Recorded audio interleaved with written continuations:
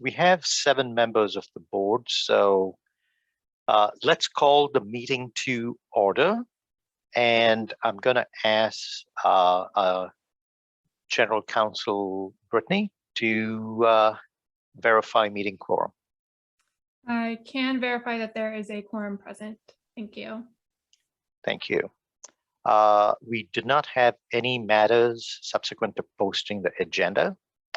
So I will now go to item 4, which is public comment, where any member of the public may address the board of directors concerning any matter not on the agenda. I see we have 2 hands raised. So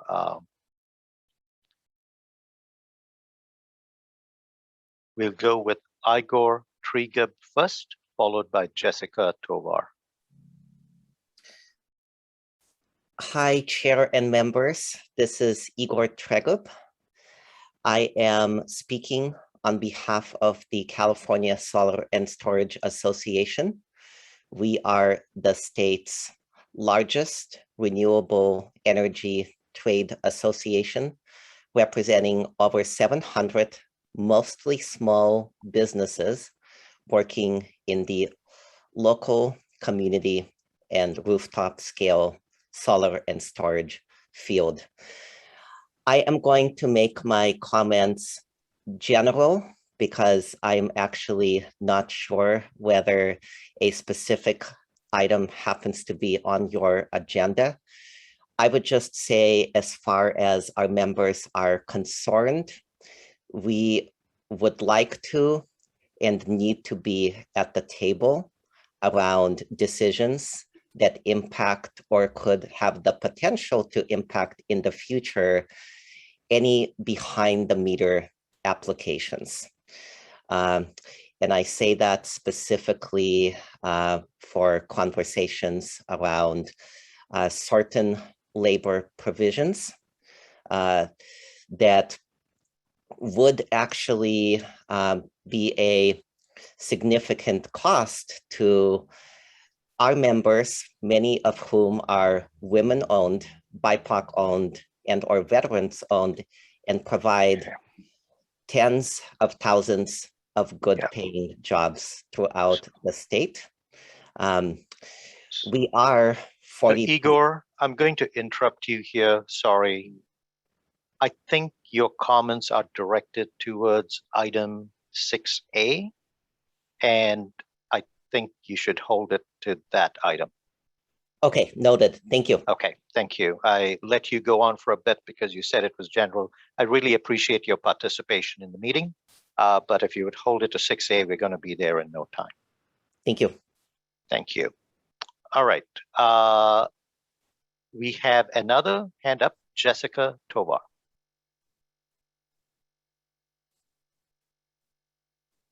Hi, this is Jessica Tovar, East Bay Clean Power Alliance. I think my comments also might pertain to 6A, so I can wait until then, but just overall, I'm here to demand that that stakeholders be heard, that the state of California can do better in terms of energy and representing the customers in California. We're not just a source of revenue, but we have hopes in transitioning into a local clean energy future that creates jobs and benefits for our communities.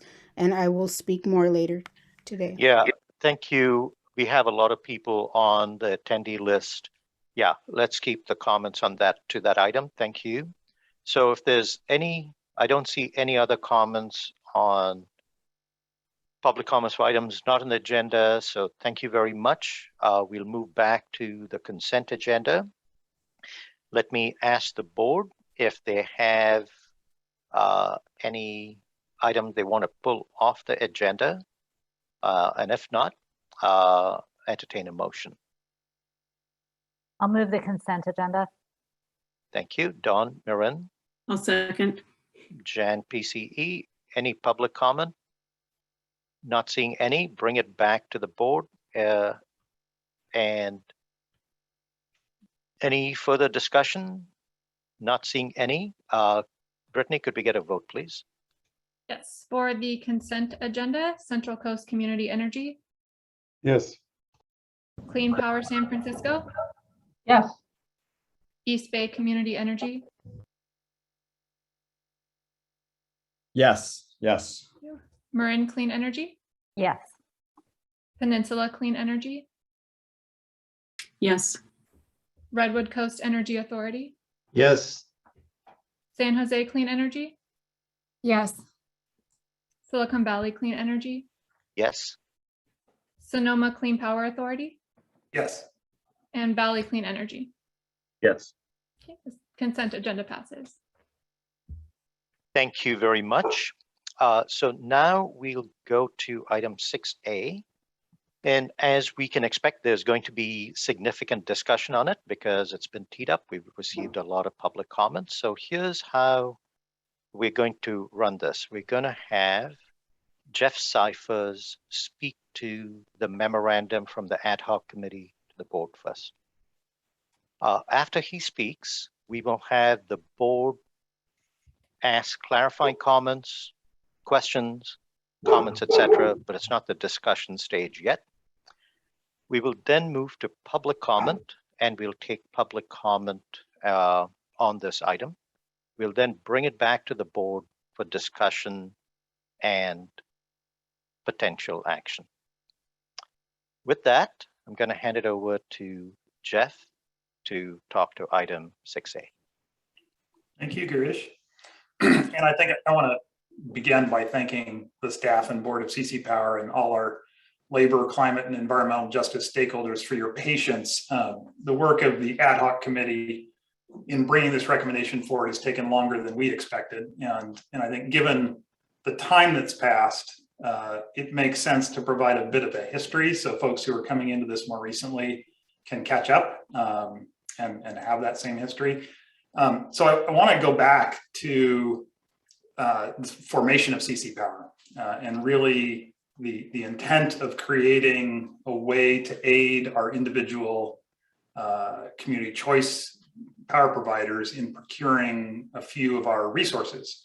And so individual CCAs join CC Power as a means to help fulfill the procurement requirements of our integrated resource plans and procurement plans that are approved by our boards of directors. And resources that might have some advantage to buy in a joint manner are still, at least in my experience, relatively uncommon so far. But we have found two opportunities already in the past year, one for long duration storage and one for clean, firm resources. And so it does make sense to think about, of course, our procurement policies, because we don't know kind of how much more procurement CC Power will do on behalf of members in the future. And so, so far, it's a very small minority of CCA procurement. For my own CCA, those two solicitations, even if we complete both successfully, would represent well under 5% of our procurement. But again, that could grow in the future. Shortly after the formation of CC Power, IBEW 1245 challenged us to ensure that CC Power was not used in any way to circumvent the policies of individual CCA boards, and to ensure that any procurement done through CC Power adheres to the adopted policies of individual member CCAs, so that, for example, the adopted labor policies of a given CCA don't get compromised. And I think the board of CC Power recognized this as a very fair request and formed an ad hoc committee to explore policy solutions to solve this problem. It was around this time that we also started hearing from environmental and environmental justice advocates asking for similar policy commitments in their arena. And so that was the origin of forming the ad hoc committee. And our first stop in the process was to meet with IBEW and discuss their objectives. And through that process, it quickly became clear that establishing some project-based requirements for our long-duration storage project would be a good faith way to start the process. And we later then extended those same project requirements to our recent clean, firm resource solicitation. And so that process of creating project requirements meant that the members of CC Power participating in that had to sit down and talk about things and make sure that they were sufficiently consistent with their own board's direction, or seek exemptions from their boards. And so I want to kind of highlight that because that's very parallel to the proposal that's coming forward. Our second stop was to examine what the investor-owned utilities and the municipal power providers are doing to see if we could find good example policies. And of course, I think most of those on this board and even the folks calling in know that what we found is that the IOUs broadly have little to no labor or environmental justice requirements in any of their solicitations. But they do rely on industry assumptions about the kinds of contracts they've signed in the past. So people sort of know what the bigger investor-owned utilities have bought in the past and how they've procured it. And so there's an expectation that's sort of implied. So no good example policies though. The municipal utilities, at least in California, appear to broadly establish project level requirements based on those who are participating in procurement. And SCAPA and NCPA, the joint procurement entities, recognize that they facilitate procurement, but they do not themselves set procurement policy, their members do. And nevertheless, I think the ad hoc committee forged ahead with drafting some policies which tried to accommodate some of the disparate needs of the members and the folks weighing in. And I think the aha moment arrived for the committee only very recently when we started to explore the effects of implementing our draft policies and really came to a realization that they didn't solve the original problem. Even a fairly advanced set of policies didn't solve the original problem.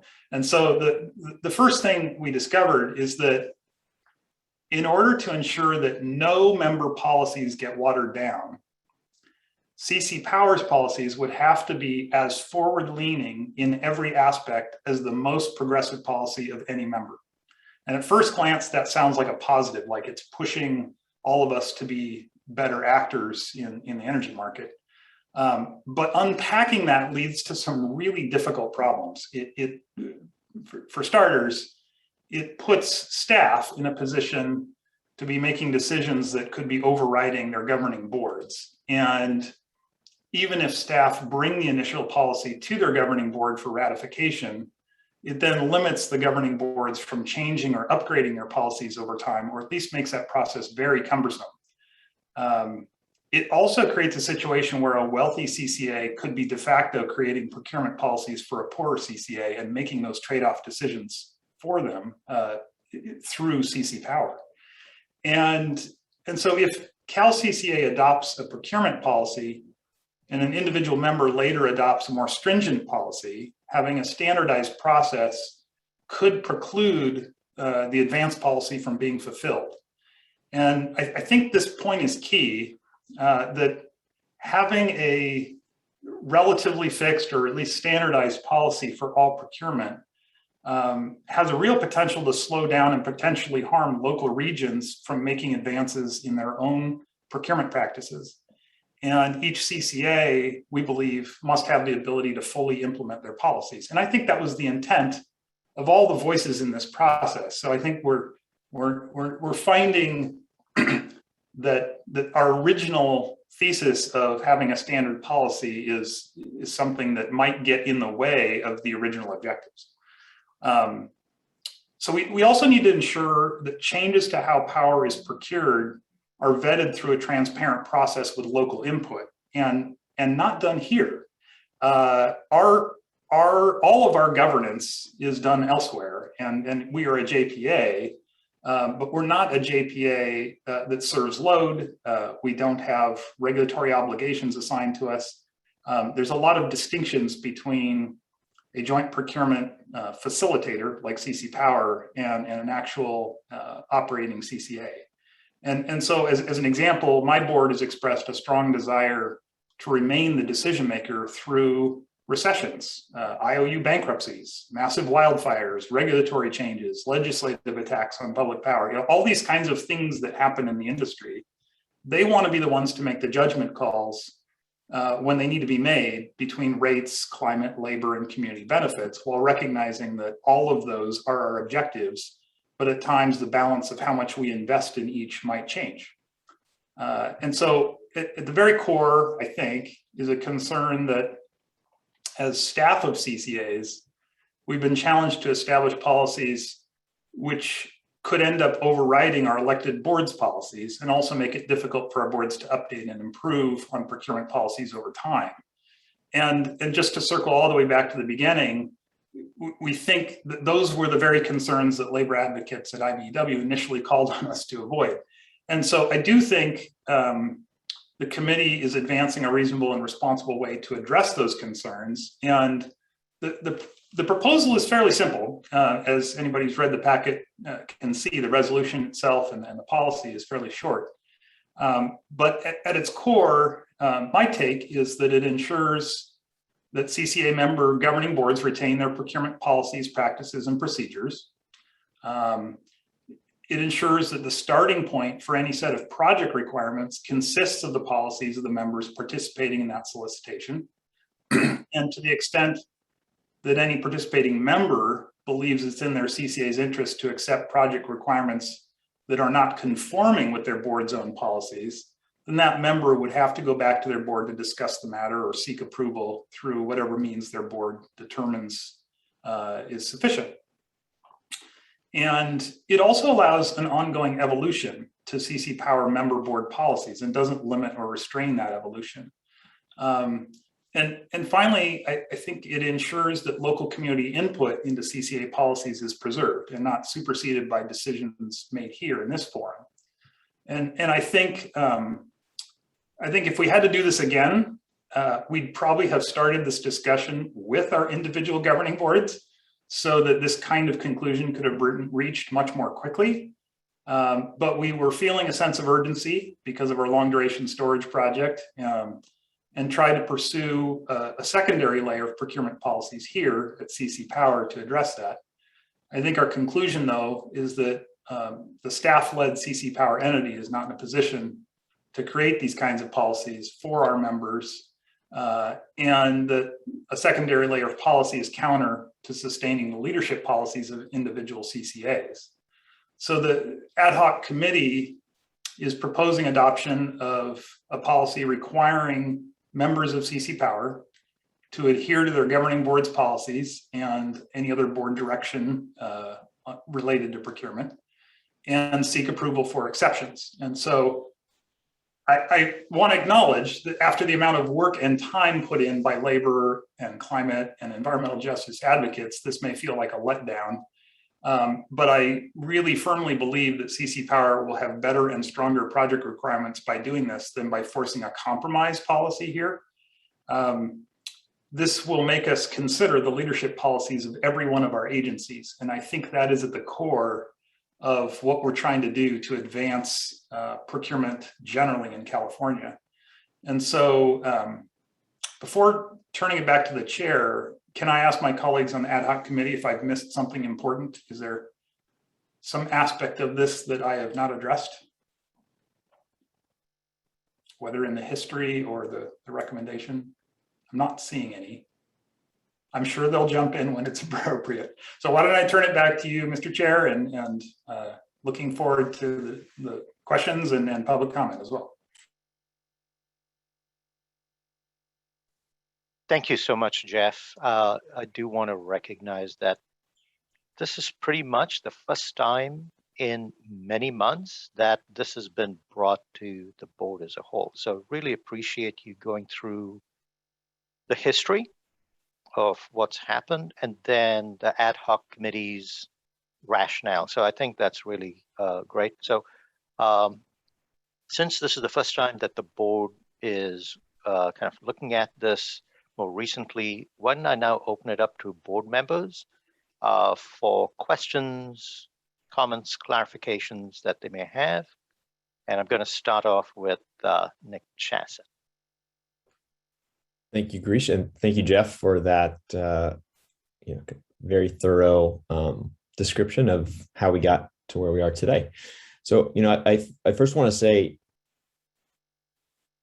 my general position on this aligns very much with what Jeff described, and that is the general direction I've received from my board as well, that these kinds of policies really need to be made by the CCA board, not by the CC Power board.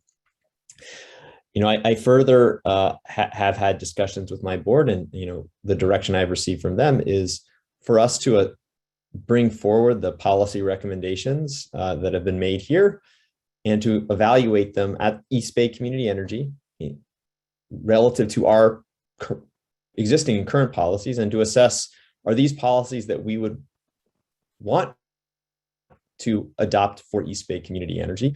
And so given that dynamic, for me personally, my preference is to hold this item to allow for that discussion to happen at my board, and for my board to take a more formal action on these policies, and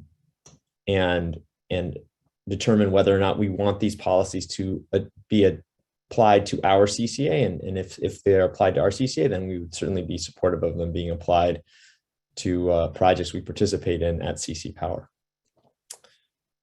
So that's more or less what I wanted to share. Thank you.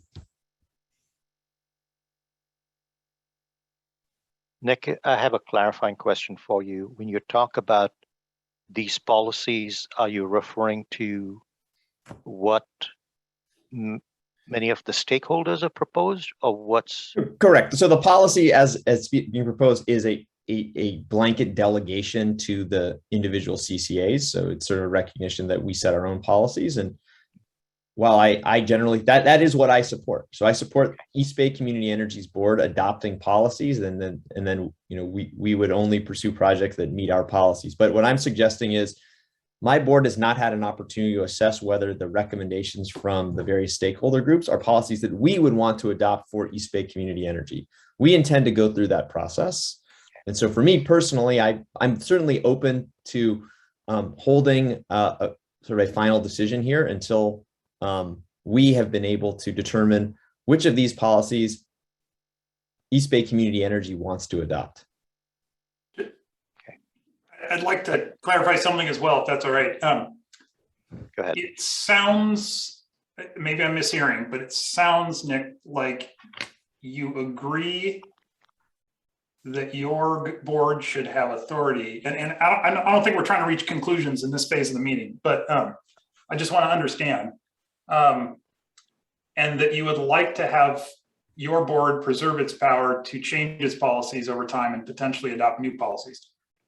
I think that's exactly the proposal. So just to clarify for everyone's sake. Yeah, that's exactly the proposal. Okay. Again, the slight maybe amendment to that is we intend to review the policies that have been brought forward by stakeholders. Understood. And to the degree that my board adopts those policies at some point, after our review, then we would be supportive of those policies being the policies of CC Power.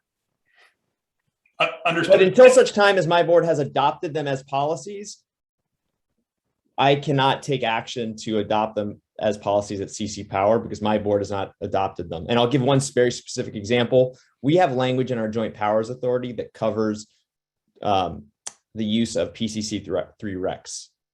So I actually am bound by my Joint Powers Authority over how PCC3 recs are treated. Now, if my board were to want to change that and say, no, we want to adopt a prohibition, we'd have to modify our Joint Powers Authority, but we can do that.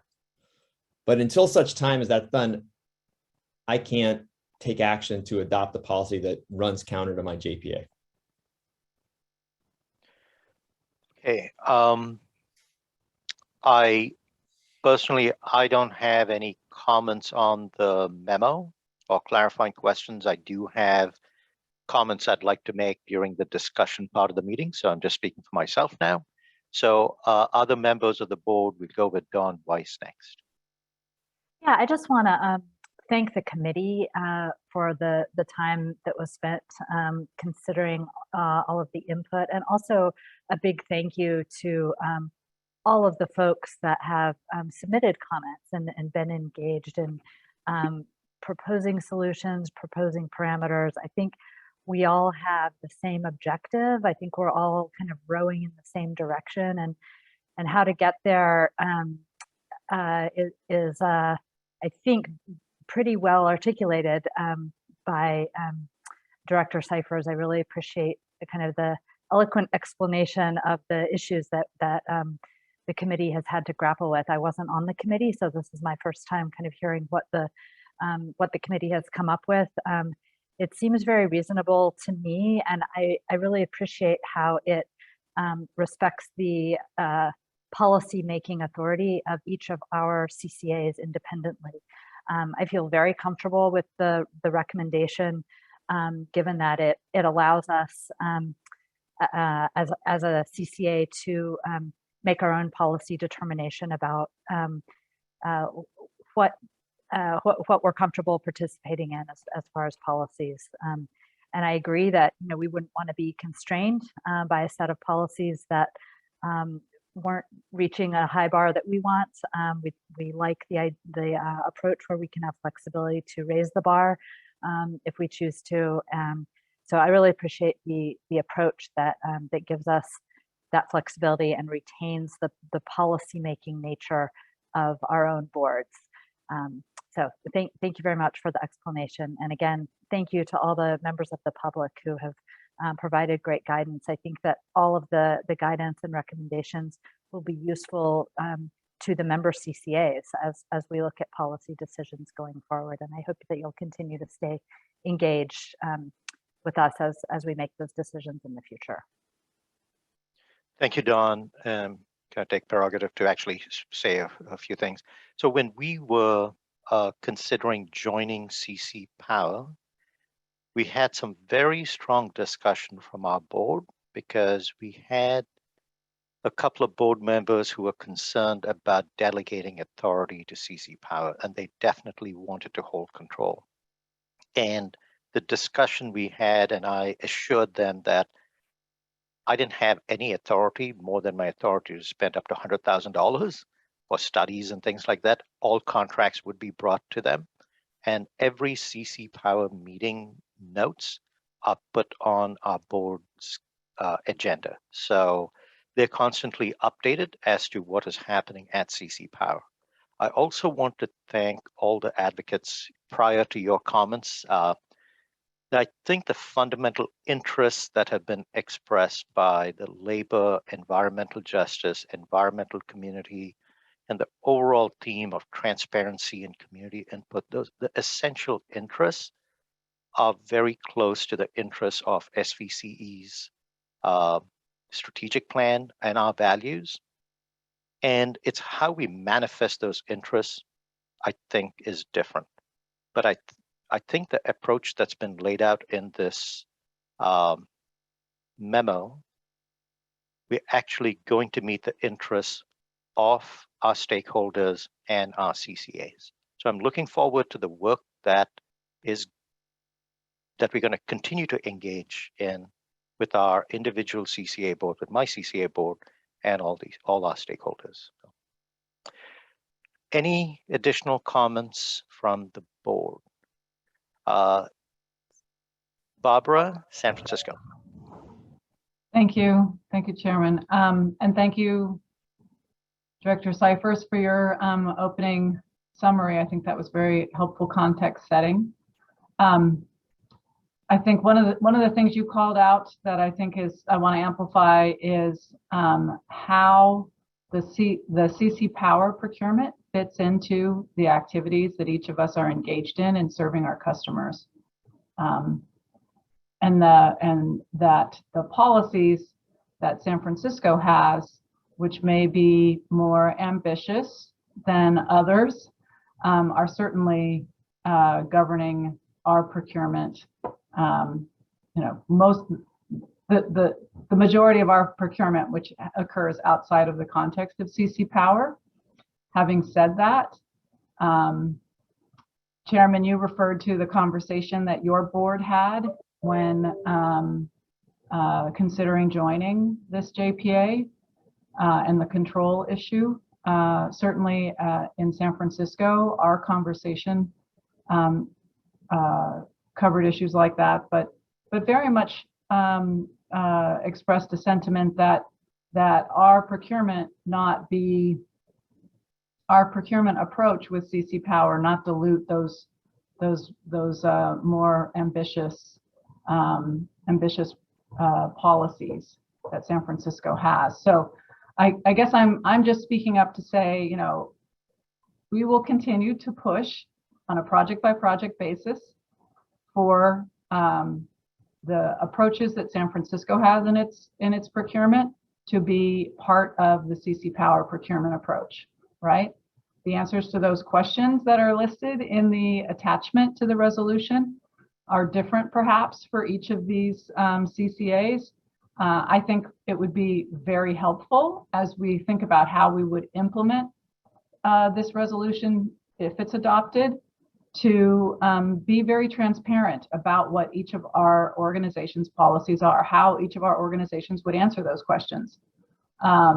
Director Cyphers referred to looking at the IOUs and the POUs and their practice, and the understanding in the marketplace of those practices really informs how bids come, right? And while they may not have written policies on these issues, they have a practice that's understood. We're young and new as an organization. We don't have a practice that's well understood. Let's help the bidders by making transparent what our answers are to those questions. So I'd like to think through with the chair and the GM how we can be more transparent and start to build that understanding of what our practice is as we grow and mature as an organization. Thank you. Thank you. Jan, BCE.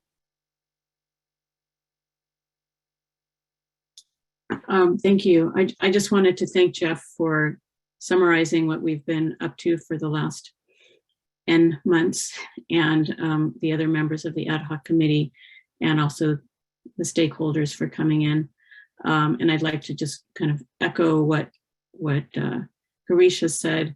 At my board, we actually had a special board meeting in January to a study session to go over CC Power and to really delve into what all the issues were. And I'm very comfortable with where we've come out now, because it's been a struggle to kind of weigh what everyone's needs are. But as Dawn said, you know, what we've put forward here, it respects the policymaking authorities of each CCA, and I think that's really important. And what we're here to do is to gain the benefits of joint action as public agencies for procurement.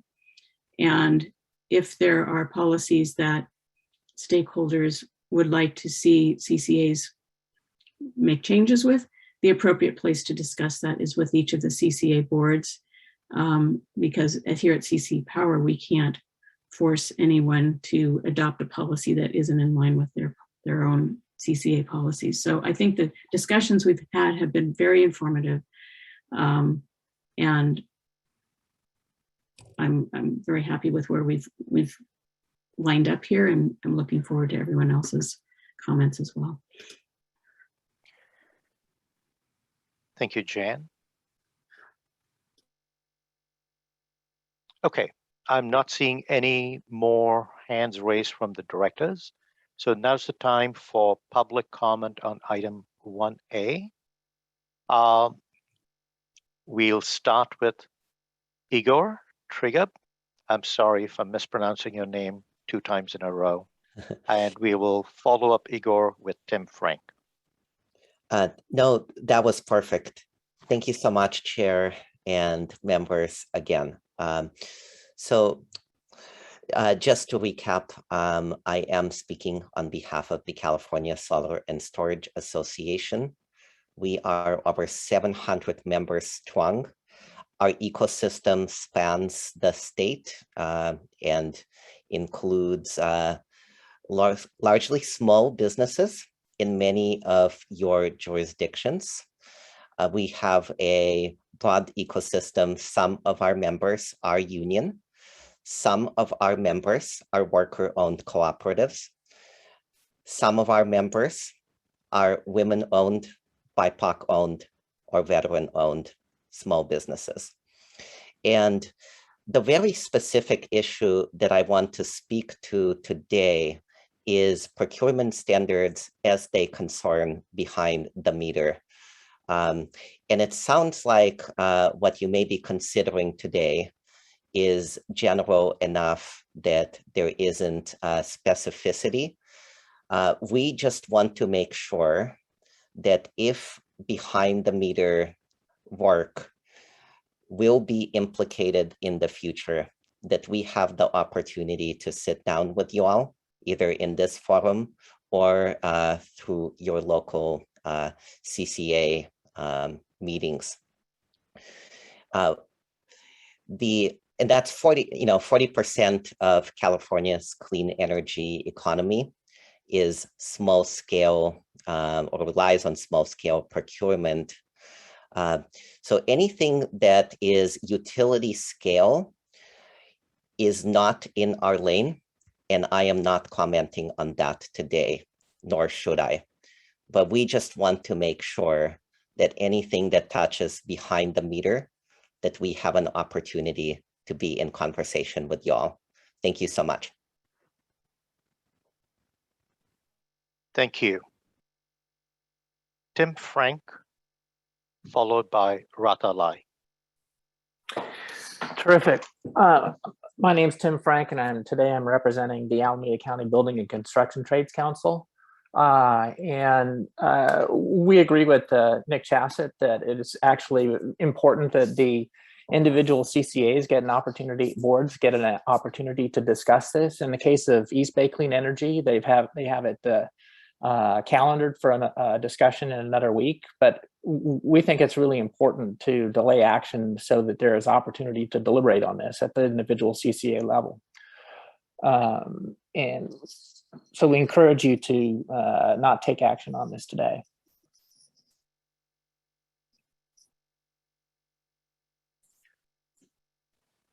Thank you, Tim. Rata Lai, followed by Woody Hastings.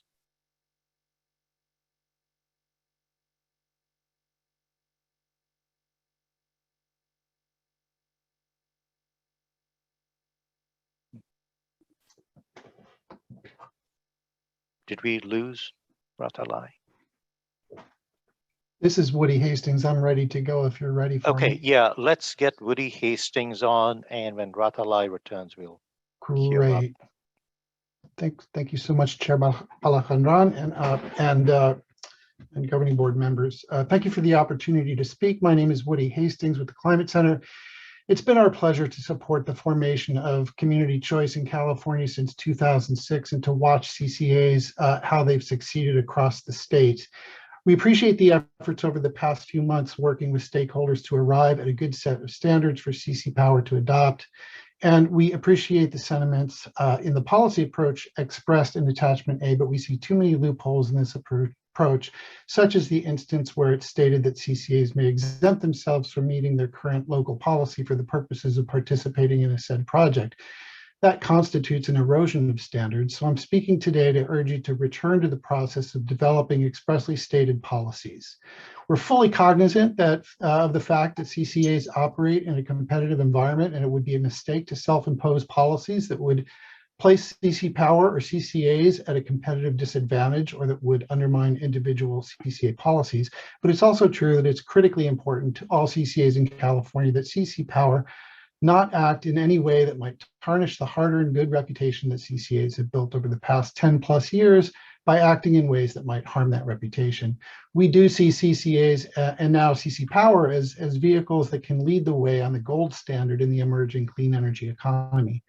I'd like to offer a different perspective on the logic expressed in the summary of this item, which captures the essence of the issue.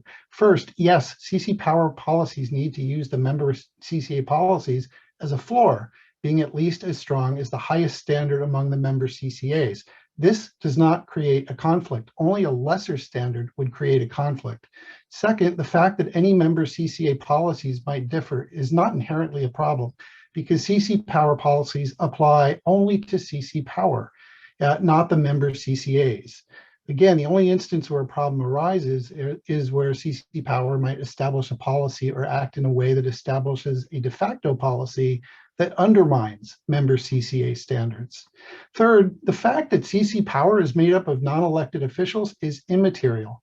There is no provision in the 2002 statute enabling CCAs that requires that the governing board members of CCAs be elected officials. That's merely a tradition and a best practice among California CCAs. In fact, for a period of time, an assistant city manager served as a governing board member of my own CCA. CC Power is necessarily a policymaking body, whether it sets policies through a seat of the pants procurement by procurement basis or with deep thought and collaboration with stakeholders. We urge the latter. Thank you. Thank you. Jessica Tovar, followed by Audrey Ichnos. Hi again, this is Jessica Tovar with the East Bay Clean Power Alliance. And you know, we signed on to this letter really emphasizing calling for policies that the environmental justice community has established because we have a huge stake in energy.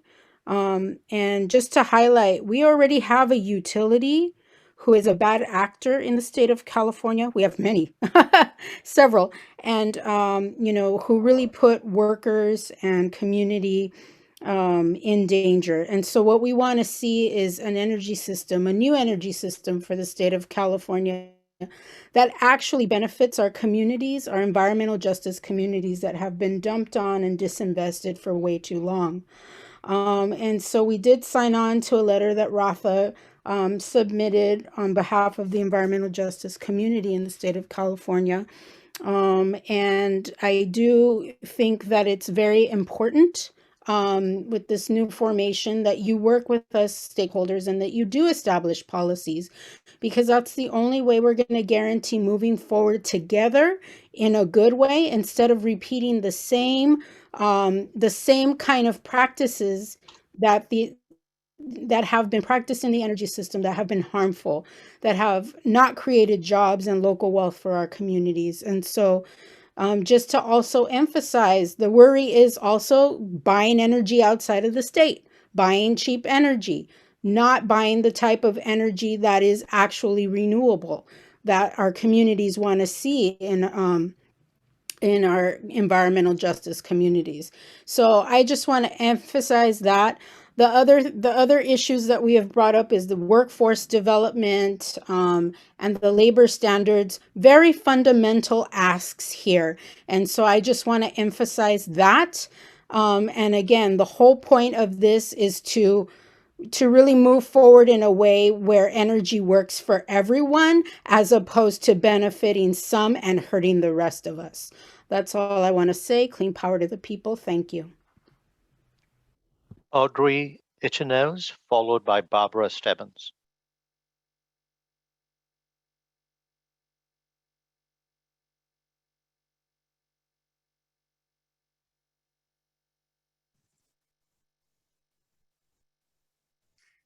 Ichnos, I think you're muted.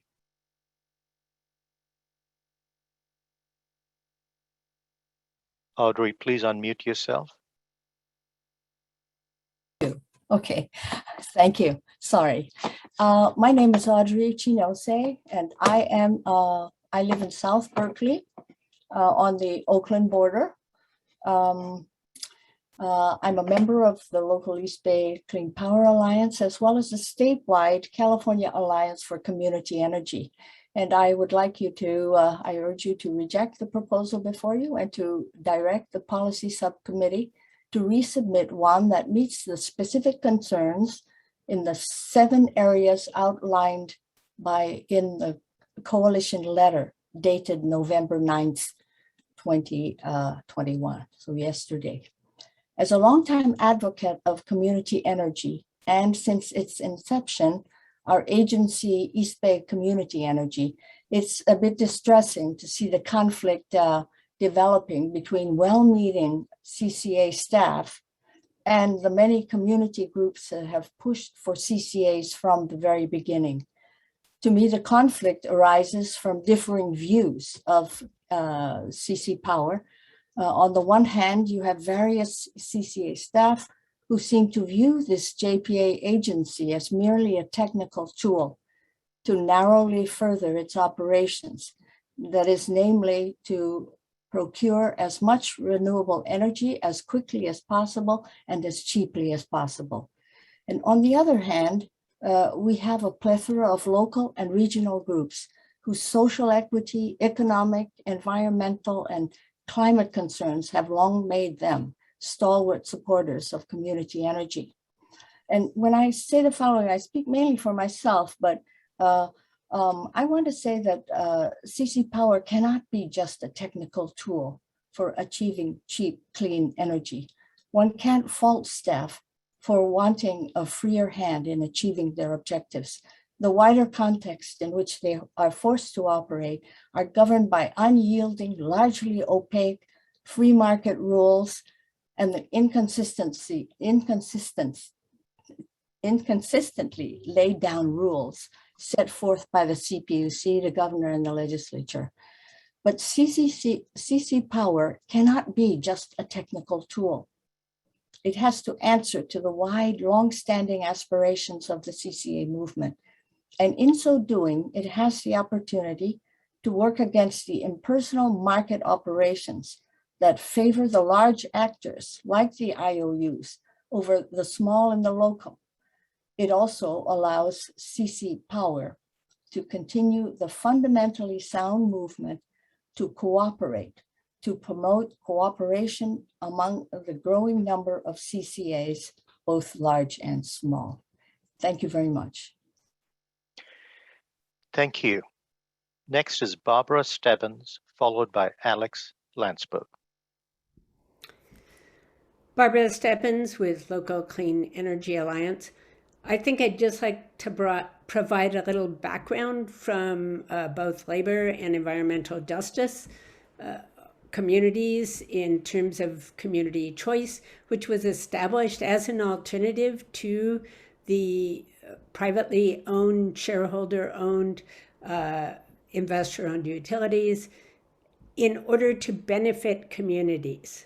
And when CC Power was being proposed and our various community choice agencies were deciding whether or not they wanted to be a part of this effort, many of us were very concerned about CC Power being exactly what Audrey Ichinose just described, basically a technical place to procure energy as cheaply as possible, which will really wind up being to the detriment of labor and environmental justice communities. And we would really hate to see what is being proposed today, which defers to other authorities, which is often called passing the buck, back to the individual agencies. I think it is important that individual agency policies are discussed and recognized.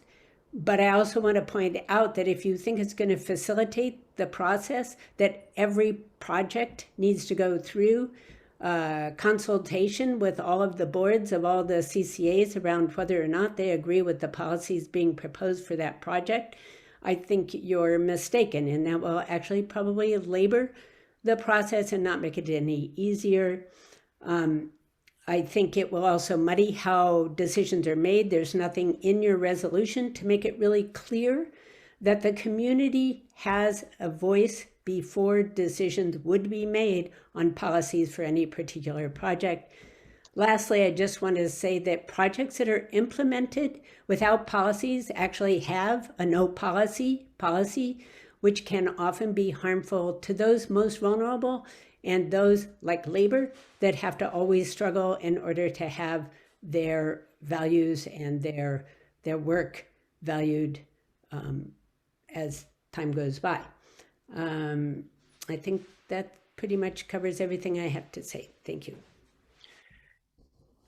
Alex Landsberg, followed by Eric Brooks.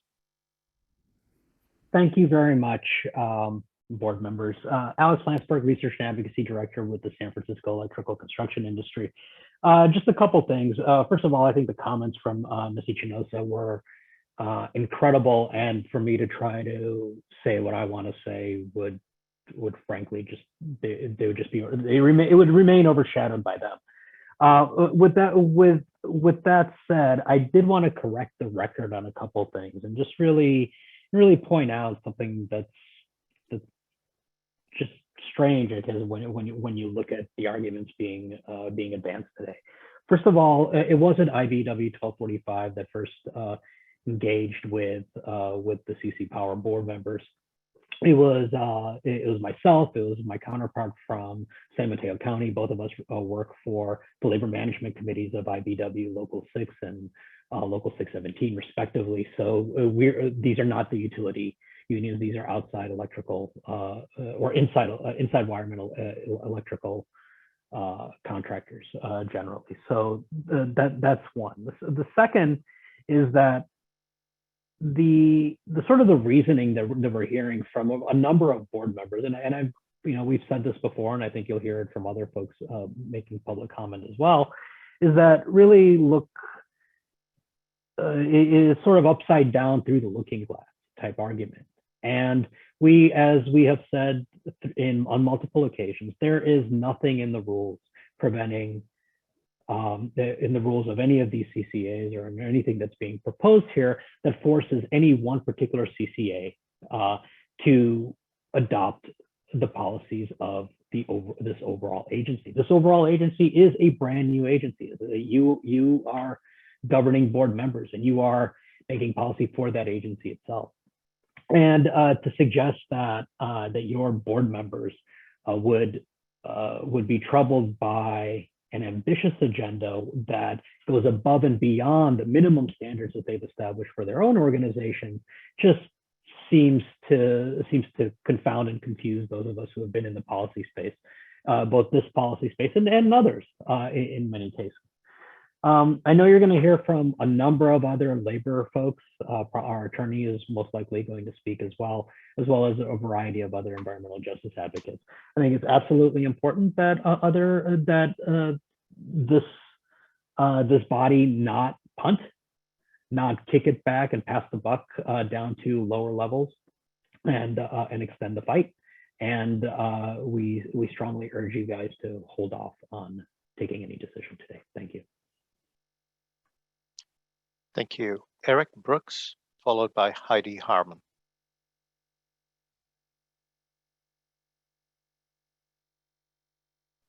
Good afternoon, board members. Can you hear me all right?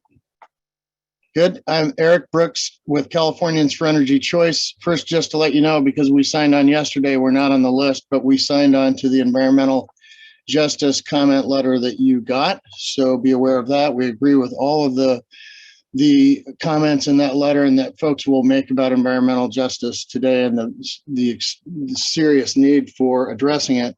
I also want to oppose the staff recommendation on some really basic grounds. CC Power was formed because the member CCAs of CC Power needed to get together to enable themselves to have economies of scale and, more importantly, logistics of scale. And that means the CCAs need to get together with CC Power and their CC Power representatives and figure out real policy that CC Power is both directed and allowed to pursue along the lines of what stakeholders are asking you. The whole movement of renewable energy in response to the climate crisis right now is around decentralization, localization, and environmental justice and climate justice. And that's only going to become stronger. You can also see, speaking to labor issues, that all across the country, workers are fed up and labor unions are rising up. And what all of this means is that you are going to be directed both at the local city level and at the state level and hopefully at the federal level to implement policies that make sense for all these objectives. And you can't just kick the can down the road to your individual CCAs to make the decisions. I don't know how many of you have been involved in city government, but if you look at city governments and how their IT departments work, when all the city departments are not coordinating together for their computer IT and their internet setups, it becomes a disaster. So we can't have individual CCAs just making individual decisions about policies that should be decided at this level, because your whole purpose is economies of scale and logistics of scale. We need, most importantly, to localize our energy sources, not just because of environmental justice and labor, but because the less we rely on long-range transmission lines and rely instead on local microgrids and local clean energy as localized as possible, the less, especially our environmental justice communities, but all of our communities are vulnerable to power shutoffs and wildfire smoke. And the environmental justice communities are the ones that get hit hardest by wildfire smoke. So don't kick this down the road. Come up with real policy that this body implements. Thank you.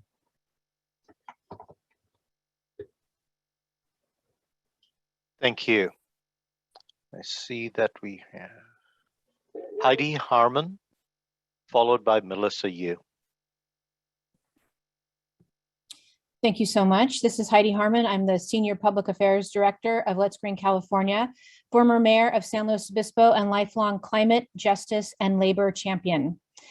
And it's time to put the community back into community choice. And that means ensuring that those experiencing the worst and first impacts of the climate crisis and working people are centered and supported in all of our policy decisions. As the recent former mayor of San Luis Obispo, I was proud to lead the city to adopt our community choice energy program in joining Central Coast Community Energy.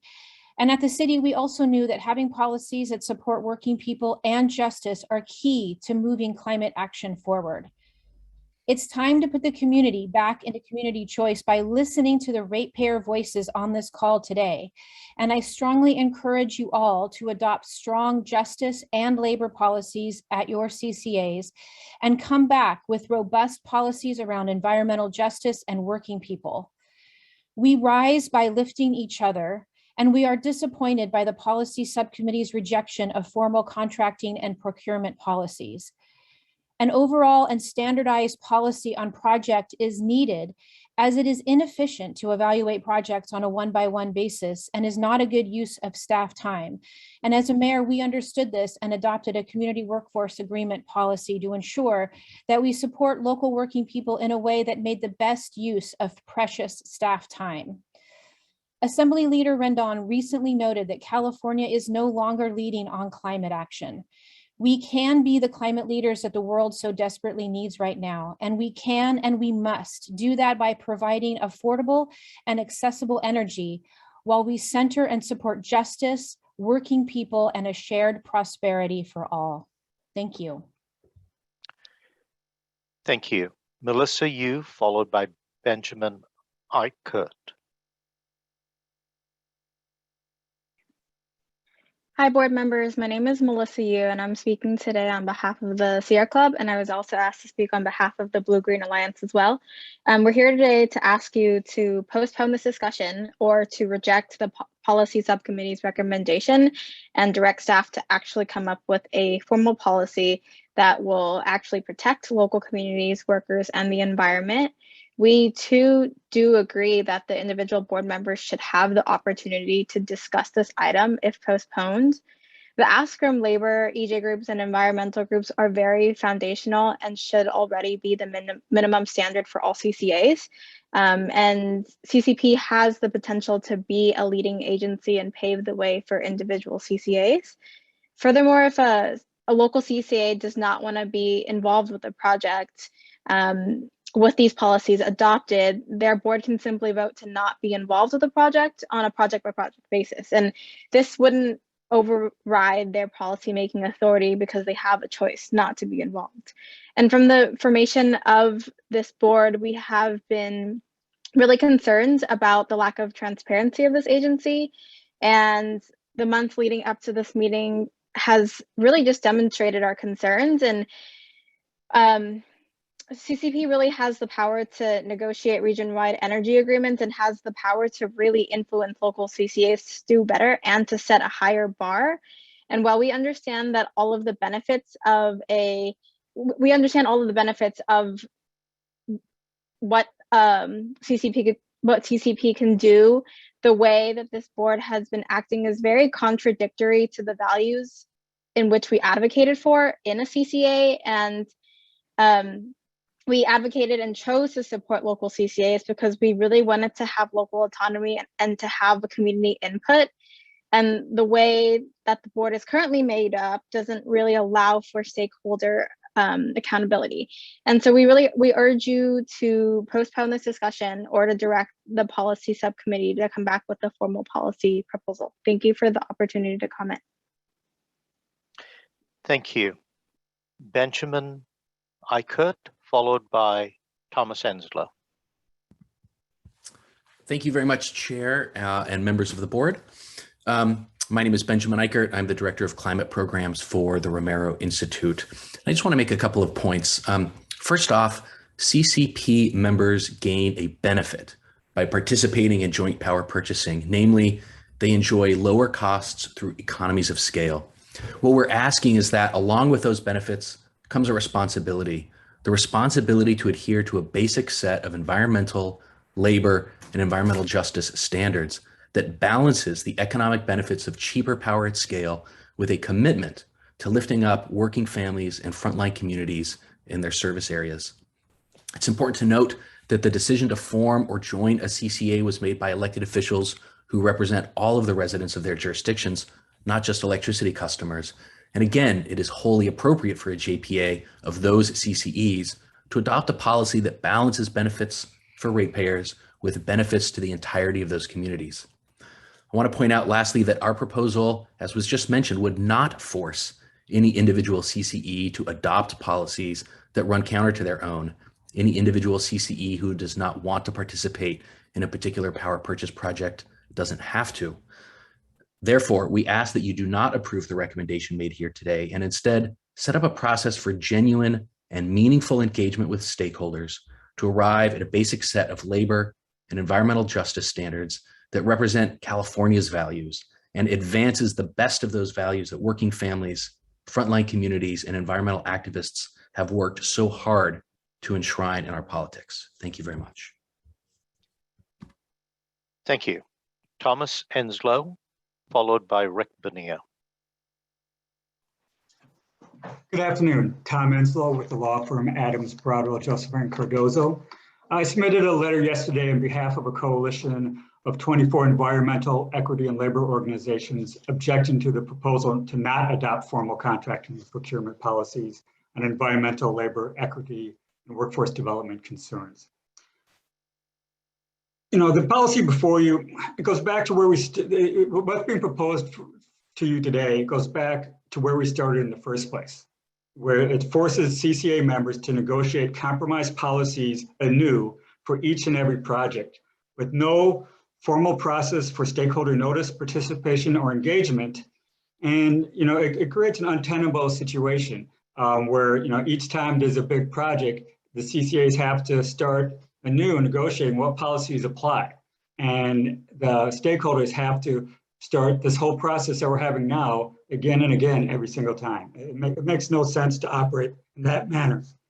And ultimately, there's another fundamental issue. This process was started in response to stakeholders' concerns about how CC Power is organized, and that it's organized in a way that, you know, we have been concerned gives staffs a path to make decisions and develop practices with little to no stakeholder or oversight or involvement, to minimize the ability of their own board members to interfere with or influence the project development process. And in fact, we know that, you know, during the last few negotiations, when board members of individual CCAs have asked for information, they were told they couldn't see it because of them in the middle of negotiations, and they couldn't see the project. They couldn't really weigh in on what was happening until after it was all done and presented to them. And it also creates an end around environmental, equity, and labor policies, and not just policies, but also practices and values of the individual CCAs that staff has never embraced or supported. This has been the underlying concern, which we felt more important even than the individual CCAs to have policies. It's important for CCP to have them. I also want to point out that the justification for the current proposal makes no logical sense. In refusing to adopt a formal policy, staff instead states to adopt policies on a case-by-case basis. But there's no legal difference between them adopting policies on a case-by-case basis or a general policy. There's no coherent argument for why one process is permissible and doesn't override local CCA policies and the other doesn't. And finally, it also appears to be based on a fundamental incorrect assumption that individual CCA members have to have the same policies as CC Power. CC Power is a joint powers agency, and that joint powers agency operates by whatever policies its members agree upon. The policies do not apply to the CCA actions done apart from the JPA. So there is no conflict here. So we urge the board to reject this non-policy and to direct the policy subcommittee to come back with a formal proposal consistent with the coalition proposals. Thank you. Rick Bonilla, followed by Sophie Magalon. Can you hear me? Yes. Thank you very much. So many great comments have been made, and much like Alex Landsberg said, I will not attempt to restate all of that. But what I will say is that seeing all that we've gone through, all the difficulty we had at Peninsula Clean Energy, just in choosing to become a member and asking our CEO to be sure and fight for meaningful values that we express with our own policy number 10 at Peninsula Clean Energy. Right now, I feel very disappointed. I know that Jan Pepper took forth what we asked her to do, and she has worked to try and create these policies. But at this point, to see a complete backward view of what has been and what should be going forward, based on everything that was in the 12-page letter that I read from Tom Enslow, the coalition letter, and everything I've heard from so many people who have been so deeply involved, who care a lot, that we don't become another IOU, that we don't become an opaque organization that is going to seek the bottom dollar ahead of everything else, that we're not going to seek to use unbundled recs, which are hard to trace and don't necessarily reflect any real renewable energy generation anywhere. But what they do is eliminate real jobs building new renewable energy facilities here. All that said, I also have to urge to please do not act on staff's recommendation today and go back and start working with all of these stakeholders in a collaborative way to find a way for us to move forward that sets a high road standard. Okay, and we can call this standards. It doesn't have to be policies. We can change the name if that helps anybody to get their head around this. Okay, but I have told other people, I told our executive committee this week when we met earlier, I come from labor. We don't just take our hat in our hand and walk away. We fight like hell. So, we can choose to try and work together, or we can see, some other ways that people are going to seek to try and get the right things done. Thank you all very much. Thank you. Sophie Magalon, followed by Alan. Thank you, board members. Can you hear me? Yes. Hello, I am Sophie Magayon, and I am speaking on behalf of California Environmental Justice Alliance, or CEJA. And CEJA works to achieve environmental justice by advancing policy solutions and uniting the power of local organizations of our EJ communities. And we do this to create a comprehensive opportunity for change at a statewide level. And to achieve energy justice for these communities, we urge a delay of rulemaking to allow for meaningful engagement of EJ stakeholders. We would also like to see this agency work in collaboration with local CCAs and together meaningfully engage environmental justice communities and other stakeholders to develop a high-level policy that is suitable for all CC Power members and its communities. And I also want to say that we uphold the energy justice statement you have received that highlights the principles for equitable policy making. And yeah, thank you.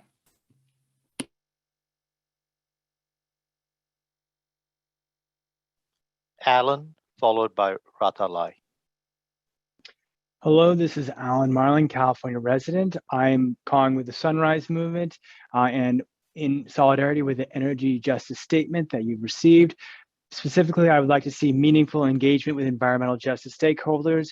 You should use CalEnviroScream to identify environmental justice communities and provide an equity assessment and/or methods to evaluate equity. And I ask you to reject the current proposal and work with community members to build a better one. Thank you for your time. Thank you. Ratalai, followed by Eric Wiem. Hello. All right. Good afternoon, boards. Thank you very much for the comments and the time today. I submitted comments, and organizations that work in environmental justice have signed on. And, you know, our sentiment, I'm not going to repeat what has been said, has been beautifully said a lot today, but quite simply, you know, this process has been fast-tracked way too fast. There has not been enough time for comments, or there has been enough time for meaningful participation.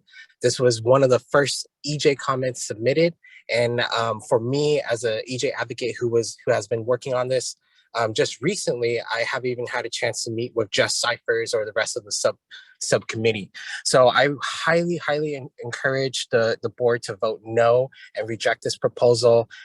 You know, we have all been in this line of work long enough to know that passing policies hastily in this type of fashion only leads to much worse consequences.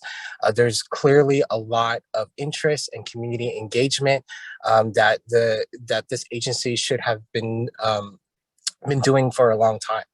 And so I ask the board again to reject this proposal and to allow for more time for meaningful engagement, and for to also consider the model language policies that was in the comment letter. There is also significant environmental justice language and statements and guiding vision principles from several environmental justice organizations that have been working in community choice aggregation throughout the decade of CCA.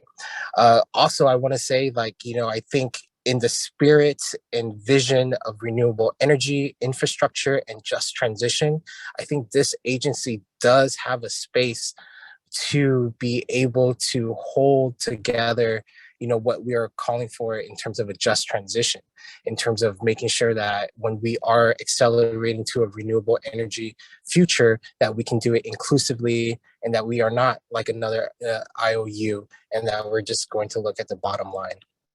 So once again, I encourage y'all to reject this proposal and to allow for more time and to meaningfully engage stakeholders, you know, and have this process, you know, have more public hearing and allow for more public input. Okay, thank you. Thank you. Eric Wiem.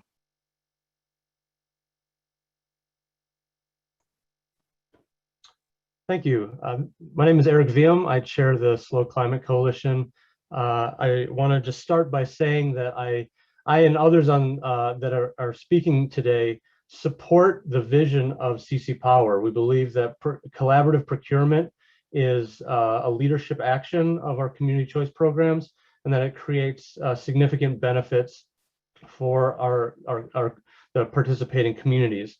And as was stated earlier, with that benefit comes an obligation to commit to the highest standards. And so for this approach, the no policy approach, which is effectively arrived through kind of ad hoc negotiation, does not serve that higher vision of standards of labor, environmental justice that we're calling for, and that should be the benefits that should come along with the benefits of collaborative procurement.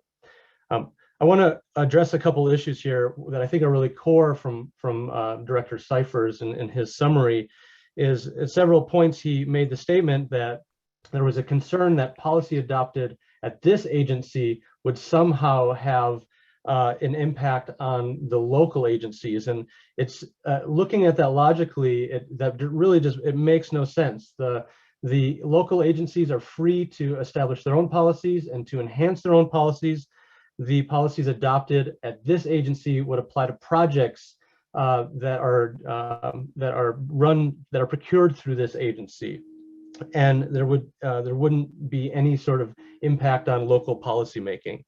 And so I think it's really critical, because that seems to be core to what Director Cyphers was arguing in what is being recommended by the ad hoc committee.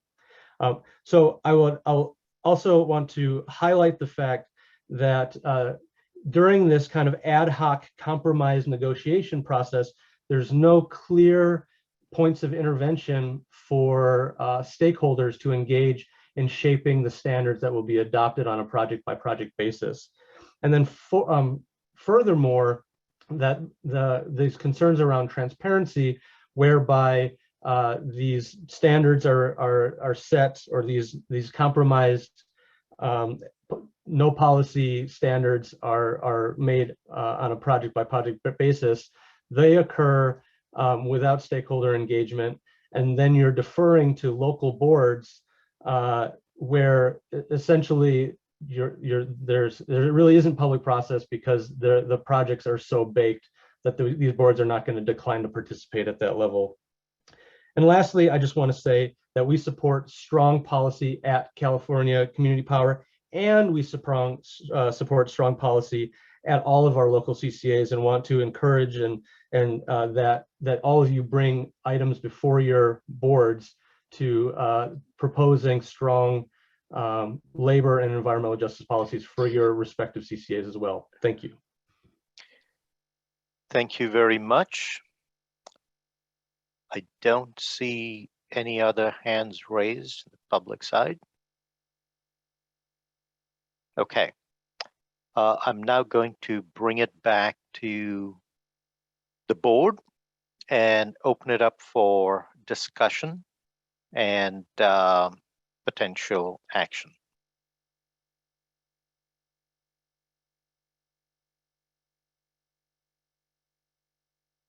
Okay, hold on a sec while okay, Jeff, sorry, please. This was a lot of good input, and I'm taking a lot of notes. And I think one of the things that's crystal clear to me is, because CCAs have grown to become the dominant procurement entity in the state of California, we're buying most of the new energy in the state of California. The IOUs already have a lot, and they're losing generation customers, and the munis are relatively stable, so they're not buying nearly as much. One of the things that occurs to me is that the engagement that we have with statewide organizations and advocates is a new frontier for us, and it's a frontier that we need to work on. And so that's crystal clear to me out of this process. I think to the concerns about local input and local decisions, that's the origin of this proposal. So each of us as CCAs have a tremendous amount of discussion locally, a lot of local input into the process, and a lot of debate. And we've arrived at our procurement practices and standards and policies through that very transparent process. But that isn't always visible to the statewide folks. And so I acknowledge that. I think that's one of the things we're seeing happen here. My view of the proposal that's on the table is that it solves a very specific problem. And as an example, while this discussion was happening, I've been exploring service to Lake County, and I know others have been looking at helping Stockton start a CCA. These are two regions that are clearly economically disadvantaged. And one of the things that occurs to me is, if a leadership policy by one of our members, the most advanced of our leadership policies on some issue, is inherently 10% more expensive in its procurement than not having that policy, then it essentially precludes Stockton and Lake County from ever participating in CC Power procurement, instead of having a dialogue saying, can you procure on this project and not that one? Or could we do a project that invites them into that process? And I think that typifies an equity concern that I have, which is as soon as you create a standard where our climate goals get applied to somebody else's ratepayers, even though all of our climate goals are above the state requirements, and so none of them are required for that other entity, it becomes problematic. Or to think about the city of San Jose's elected officials making decisions for the city of San Francisco and trying to explain that to the city of San Francisco. So I think I hear the input, and I don't even disagree with all of it. I think that there are ways that that policy could be enacted at CC Power. I think it is constraining enough and concerning enough to me in terms of its actual real input. And I think the final example I'll give is the process we use to develop standards for the long duration storage project was actually fairly quick by the time we actually turned to developing those standards, those project requirements. And it was fairly efficient, and we got praise for it. Now, it's not complete, and clearly CEJA's recent input, for example, didn't get into that. And I'd like to be able to talk about CEJA's input in the next procurement round and see if we can work on those kind of topics. But I think that it gives us an example framework for a fairly efficient process that other joint procurement entities use. And so I do stand behind the proposal, and I'm grateful for the discussion, because it gives me a lot of fodder to go back and talk with my own board and others about it. So thank you. Thank you, Jeff. Matthew, RCA. Yeah, so, I think, from RCEA's perspective, to some extent, like, I don't care which way we go. And that's not because I don't care about these issues. It's because, what we do in our decision making isn't going to change whether the bar, whether it's coming back to us or whether there's a bar set, so we're going to, my board is going to say, do we want to participate in a particular procurement? And, we've got our own process of, them, approving, the initial step of exploring it. And, they've, for us, set up, ad hoc committees to even review, have some board level visibility into, the details that aren't disclosed to the full board. And so, if we adopted very, above what our policies are, it would just mean, well, my board would have to decide whether we wanted to raise the bar for that or to not participate.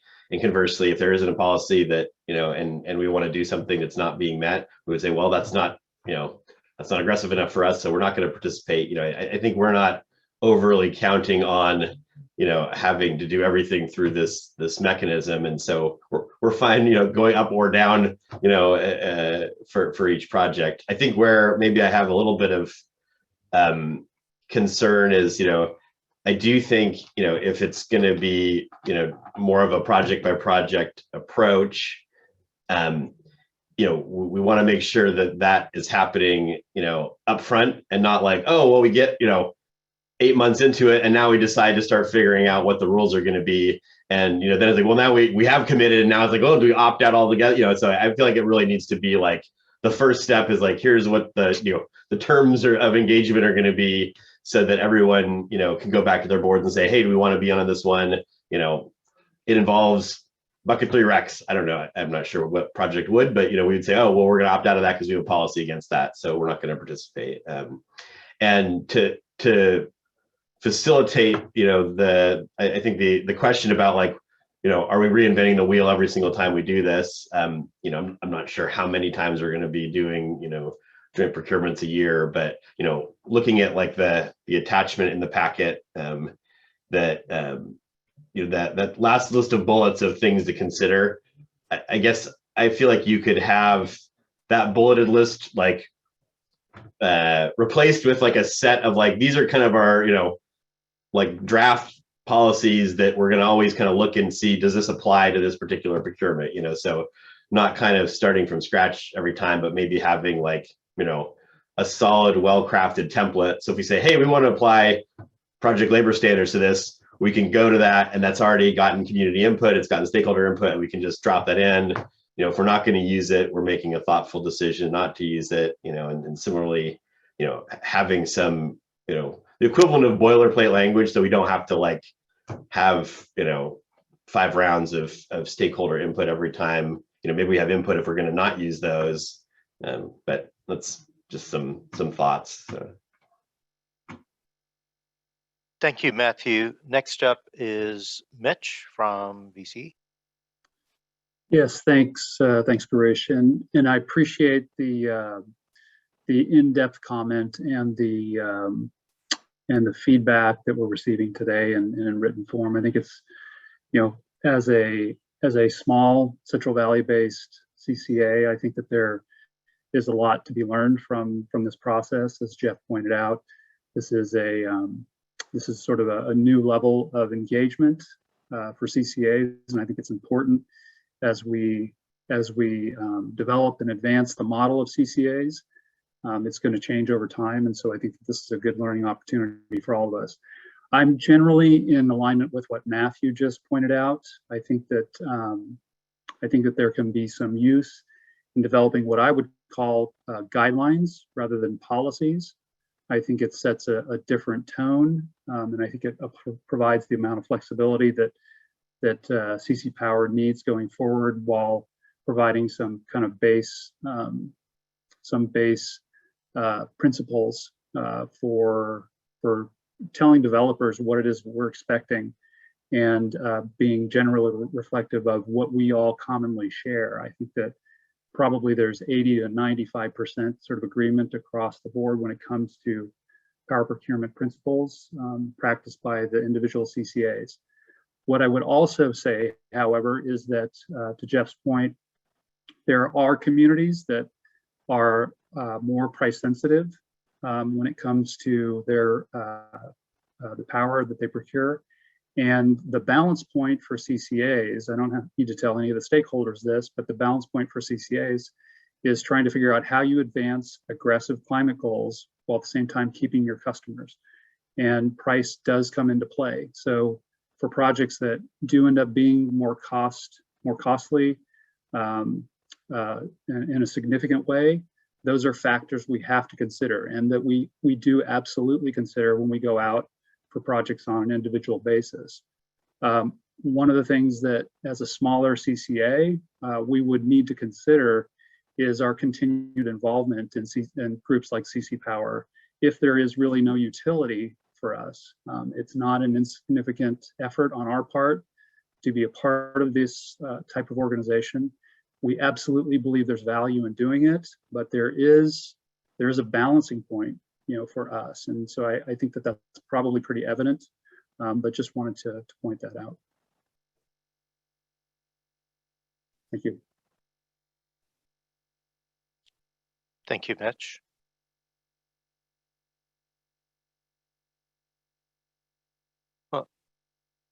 Well, we may be waiting for, I'll just make a couple of comments. One is I did want to thank all the speakers for their input. You know, as I was processing what was being said, my own thoughts about this, I really think, you know, SVC has very aggressive climate goals. And so I want to make sure that that's put in the record, so to speak. And I know all of us here have very aggressive climate goals. That's why we were created. But there is a balance with being efficient and affordable while doing it. I do agree with what Matthew mentioned and Mitch mentioned about what's possibly next steps. It's to translate some of these questions that we have that's in the attachment into guidelines or procedures. So there is work ahead of us to get that. And it's like what Barbara said right up front in her comments. We are a very new organization. We don't have that history of the market understanding where we are. So I think developing these guidelines and procedures, putting it in black and white, is going to help our effectiveness, our efficiency, and also help signaling the market as to the kinds of projects CC Power members would be interested in moving forward with, or the kinds of project requirements. So one of the things I see in my own future with my board is if we get this, that we're going to be working with them to get their input so that we can flesh out these guidelines better. So let's stop there. And I see have a comment from Tom Habashi, 3C. Yeah, I want to just point out that we are a very, very, very young organization. We haven't started actually holding on to anything and standing up on our own feet yet.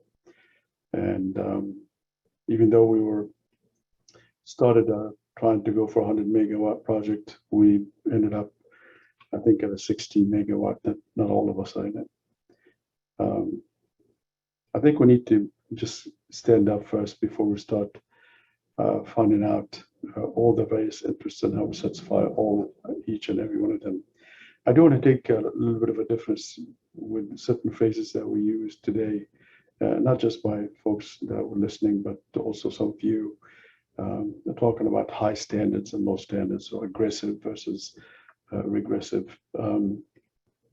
Really, these things don't exist in real life. We have standards that meet someone's interest and doesn't meet other people's interests. That's pretty much what we have. So the question is, you got to adopt one standard that some group will consider to be, oh, this is aggressive and pretty solid and in support of ABC, while other group is going to look at it and say, well, this is really regressive and it's going to be against anything that we stand for. And I think that's how we should look at everything that we do. At 3CE, we want to be at 100% new renewable resources by 2030. And we want to do that and make sure that we balance supply and demand, preferably on a 24/7. Hopefully, we'll be able to get there by 2035, but at least if I can get there by 2030, that's fantastic. These are our goals. This is what we look at, and anything that we can do to get us there, that's what we will do. And that is, and whatever policy that gets adopted to get us there at that time at a reasonable cost, so we don't end up being disadvantaged competitively, then that's what we'll do. And these are the policies that we'll adopt. And these will be the aggressive and the high standard policy that we need to adopt to get us to that point. Any other policies that will slow me down, that will get me there in 100 years, 150 years, at 10 times the cost, that's not high standards for me. That's not even any close to being standard that I want to adopt or come close to. And I think with that, I think for now, to all of those who participated and gave input, just stay with us for a little while, see what we can do in a couple of years. Give us a chance, give this organization a chance to stand without finding itself being hammered pretty solid into the ground before they even manage to get one project in. So with that, Mr. Chairman, I'll stop.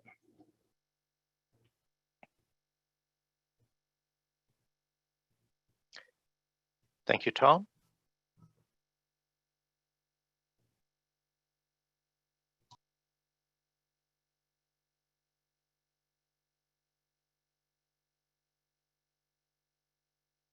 So seeing if any other board member has any questions or comments. If not, we do have a recommendation here. And I'm going to look to the board to see if, I see Jan has her hand up. I was going to look to the board to see if anyone had a motion, but let's go with Jan. Please speak first. Yeah, I'm not going to be making motion. I want to thank everyone for their comments today. And I think there are some new things that I heard today. And I guess because new folks have been participating. I heard the concern of the lack of transparency in our process if we develop policies, if we develop policies just on an individual project basis. I also heard people say that if we adopt policies here at CC Power, those don't need to be reflective of each individual CCA power policy, which is kind of the opposite of what we've proposed here in the in attachment A, or in what we put together here. So I've also heard some people, including people on our committee, suggesting that we wait and not move forward. So I guess there is, you know, I feel like we can adopt this probably as a starting place, but we could also wait and perhaps have more robust discussions at each of our CCAs as to how our CCA wants to move forward. I know that one of my board members has come here regularly.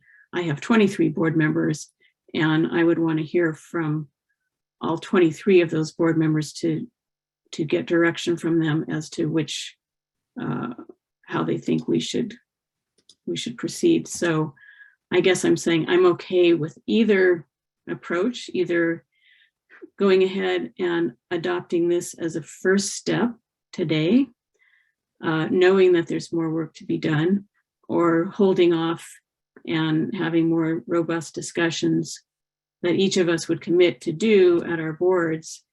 And then I'm trying to figure out how we might all coalesce the 10 CCAs. We're trying to do that, but thinking of whether we need to have a different kind of ad hoc committee that includes our board members also participating, and representative board members, multiple board members from each CCA, depending on how many board members you have on your board, to make sure that all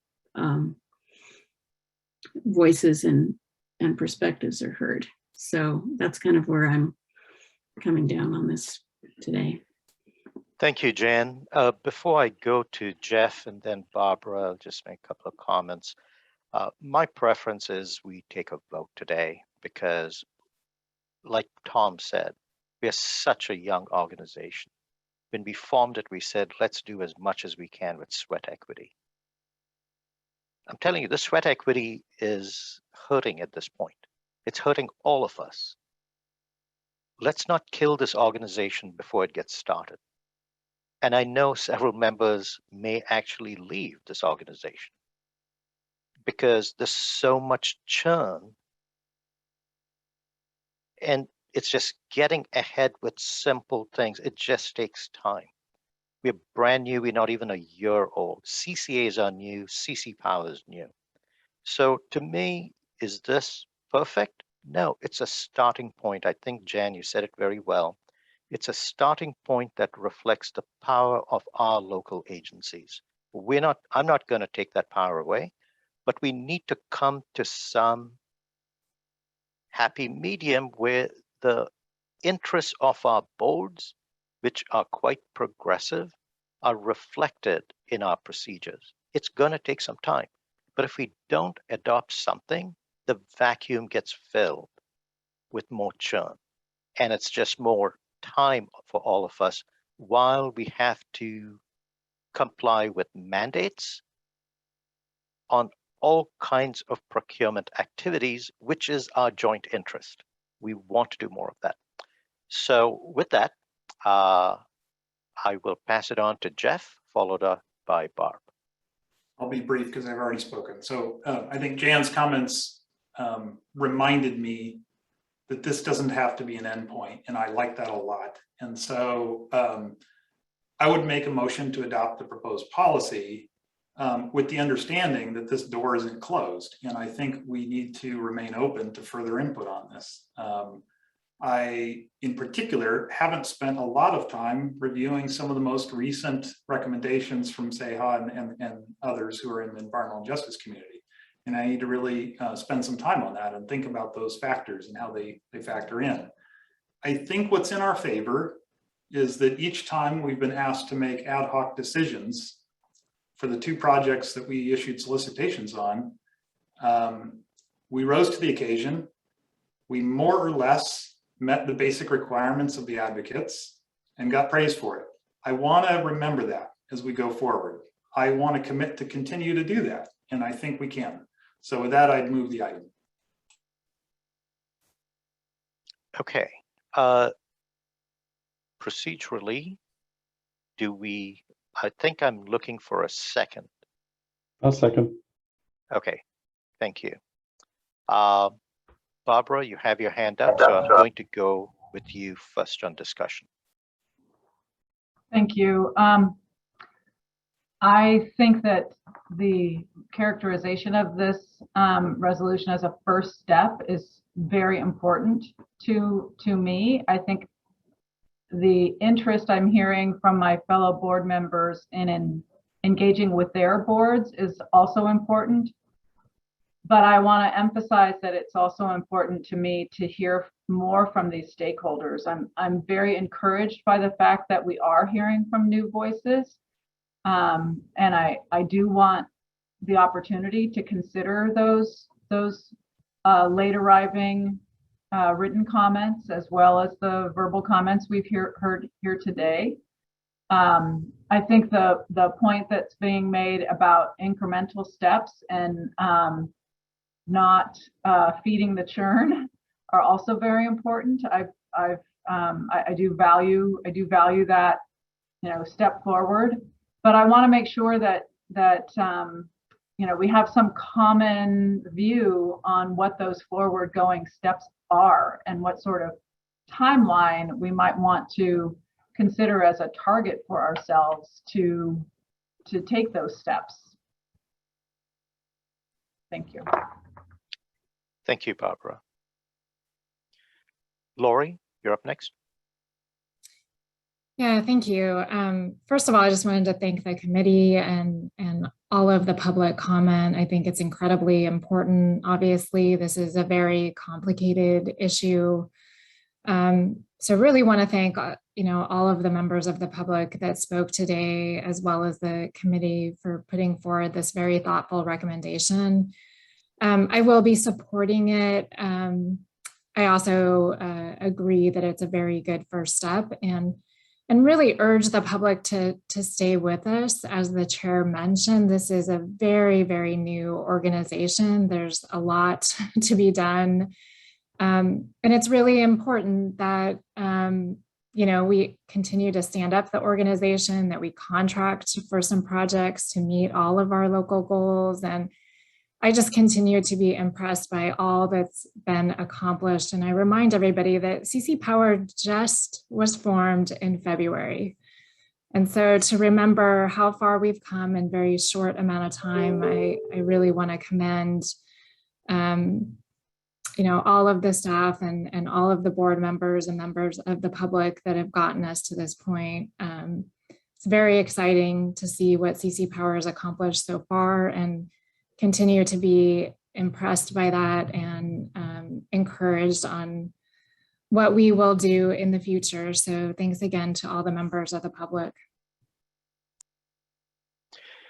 Thank you, Lori. Matthew? Yeah, so, as I said before, I'm comfortable with, things coming back to my board for decision making of what we're going to participate in or not, and whether it meets our needs, since that's what we're going to do no matter what. And I like the comments about, this is maybe step one. I guess what maybe gives me a little discomfort is we haven't, we're leaving it sort of open-ended. And so for all the folks that, expressed concerns today, we haven't said, oh, and here's how we're going to move forward. We're just saying, well, come back and bug us at the next meeting and the next one until we finally do something. I don't know if that's, speaking of sort of churn, I feel like it would be constructive for us to maybe, not just say, well done, and then we'll get to that at some point, so that people can participate and contribute in a constructive way. I don't know exactly what that is. And so, but I feel kind of uncomfortable just sort of leaving that totally open-ended, considering that we had a lot of public input requesting that we, take some further action. Yeah, thank you, Matthew. I think I hear that. I think we've been through such a long process over here One thought is to, if we are comfortable, vote on this motion and then take a breath. We have a lot of, what should I say, direction on the kind of guidelines. We've got a tremendous amount of input. We know we have to do more work on it. I think we can all, I can commit to reaching out to the stakeholders who have been engaged so far when we are developing these guidelines further. But without, I think, further discussion, I'm not sure we'd be just putting an artificial kind of date on it. So maybe it's just a commitment to come back with, let's think about it as to what kind of date we can actually kind of hold to and what those procedures and guidelines are going to look like. So I think a little bit more thought on it is something I'd be happy to participate in and commit to it. So if there is no further discussion with the board, I think we can call the question. And looking around, I don't see any hands up from our board members. So Brittany, would you please take us to vote? Yes, for resolution 211102, Central Coast Community Energy. Yes. Clean Power San Francisco. Yes. East Bay Community Energy.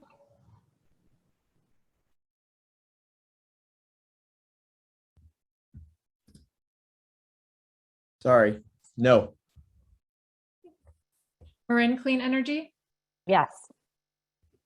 Peninsula Clean Energy. Yes. Redwood Coast Energy Authority. No. San Jose Clean Energy. Yes. Silicon Valley Clean Energy. Yes. Sonoma Clean Power Authority. Yes. Valley Clean Energy. Yes. Okay, with 8 yes votes, that is a majority. The resolution passes. Okay. Thank you, board members. Thank you, attendees. I think there's a lot that's been said. And I do want to say that the last comments that were made by Jan, Barbara, Matthew, Jeff, in terms of next steps have been heard. And we will do some outreach in terms of a timeline, etc. Okay. Mr. Chair, just briefly, and this doesn't need to be an action item, but I'd like to suggest in good faith to the folks who've been with us for so long and making comments and investing their time, I'd like to make sure that the next time we establish project requirements, that be agendized so that be a transparent public process. I think that would be a good next step to ensure that there's no surprises. Yeah, I think the great suggestion. I will be reaching out in some way to all the board members to start to flesh out these guidelines and procedures that will actually be responsive to the very specific comments that we've got. So yeah, those would definitely be part of next steps over here. It looks like we have comments on this item. Nick and Barbara? Okay. Yes, I wanted to echo Jeff's point and actually maybe wanted to take it a step further and request that, within 4 months, call it. So let's get through November, December, January, but 4 months, 6 months timeframe. I'd like us to have a public workshop to discuss these matters. Thank you. I'm going to take that. Yes, I will take a note of that. Barbara and then Mitch.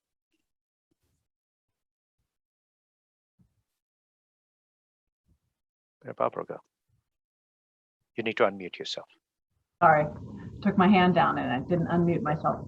I just wanted to take the opportunity while we have all these great folks on the line engaged with us to remind them that they can subscribe on our website to get our agendas so that when we implement Jeff's suggestion to have a clearer statement of addressing these issues on our agendas, they will see it. You can just sign up at ccpower.org You can subscribe to our agendas. So please stay with us, stay engaged, really appreciate the input we've gotten. I also want to associate myself with Nick's recommendation to have a public workshop where we can dig into some of this stuff more deeply than we can in these settings that we have established so far. Thank you. Mitch, followed by Jan. Yeah, I'd support that last comment as well, but I would also suggest perhaps at our next meeting that our general manager brings back a tentative timeline for our consideration. It doesn't have to be locked in necessarily, but it could be useful for the board to have a basic understanding about what the timeline might look like going forward. Just a suggestion.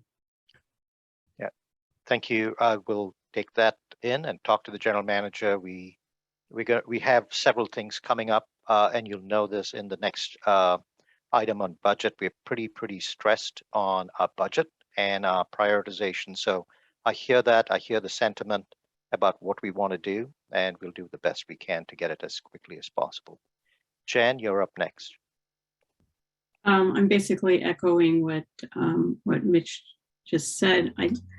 I would like us to make some commitment on when we will get a schedule together, and including a public workshop. I think that's a great idea.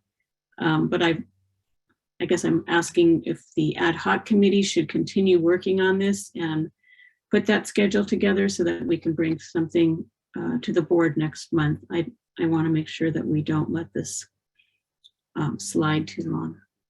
Okay. I think the ad hoc committee can meet at their convenience and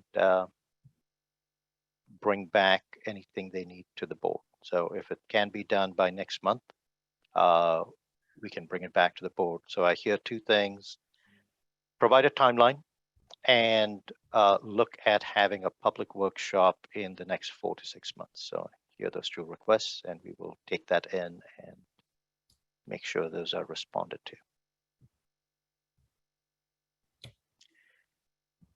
Okay, not seeing additional hands here. Thank you very much for those comments.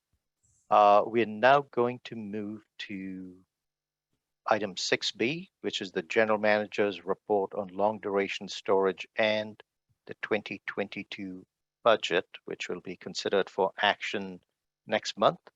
But the general manager is going to be providing an update on what's coming up. Tim?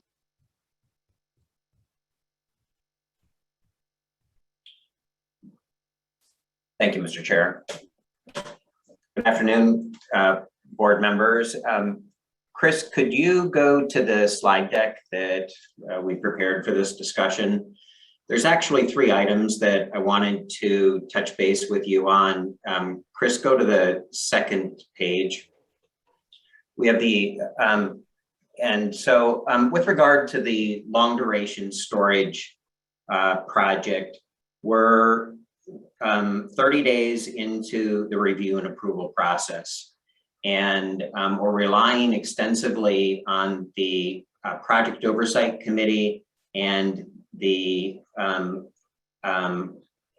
General Counsel for each of the participating members in order to be able to help us wrap up open issues, in order to be able to put ourselves at a point where we can finalize the documents and then put them into your possession in final form.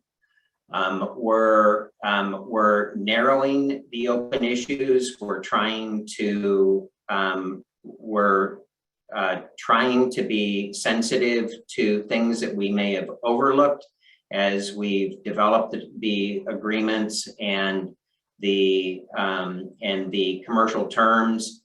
And so we're open to considering threshold issues, but at the same time, our objective right now is to drive to closure.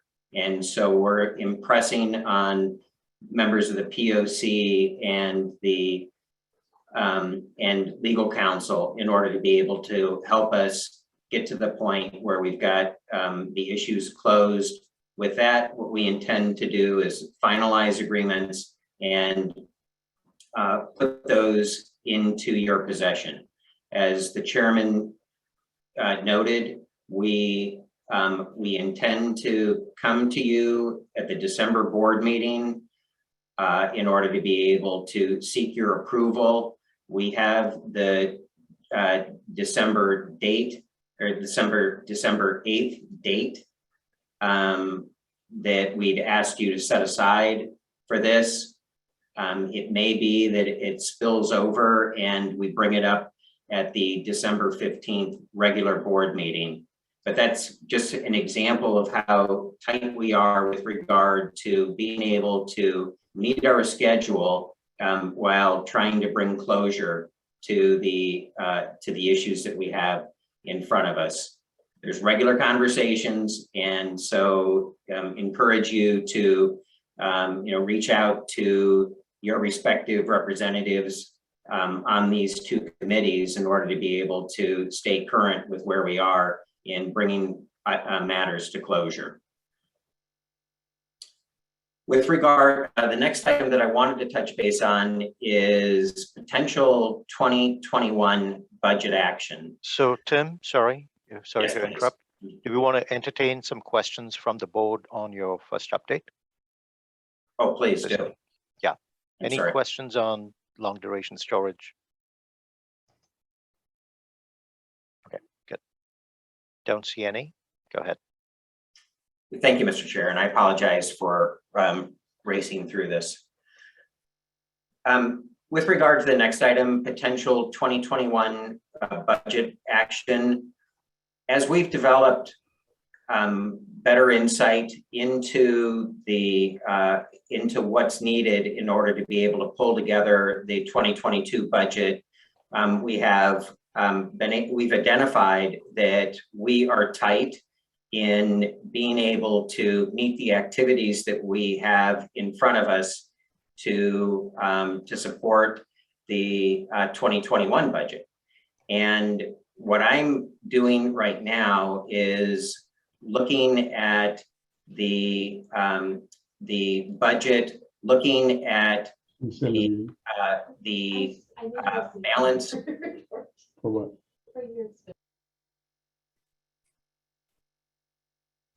Go ahead. He's been muted. Tim, you're muted now. I apologize for that. Can you hear me now? Yes. All right. So what we're noticing is that we're tight. We're getting close to the contract limit with our negotiating team. We are looking into whether or not there are funds that you had previously authorized that are available to us. And it's possible that we're going to come back to you at the December board meeting, not seeking additional funds, but seeking your authority to be able to transfer funds from one account to another in order to be able to make sure that we've got the resources that we need in order to be able to continue with our through the review and approval process. So this is a heads up that there's likely action that we're going to be seeking at the December board meeting. And again, we're not seeking additional funds, we're seeking authority to move funds. Any question with that?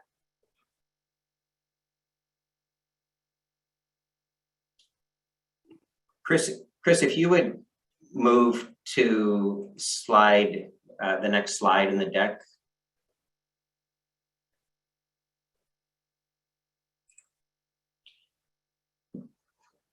This is the beginning of a presentation that is going to remind you of how it is that we had constructed the 2021 budget, some observations that we've gathered, and want to be able to go from there in order to be able to help you understand what that means in terms of changes that we'll make to the 2022 budget, and ultimately give a draft budget that we've developed and identify what it is that we still need to understand more completely, and then finalize the discussion with how we allocate funds to support the budget amongst the participating members.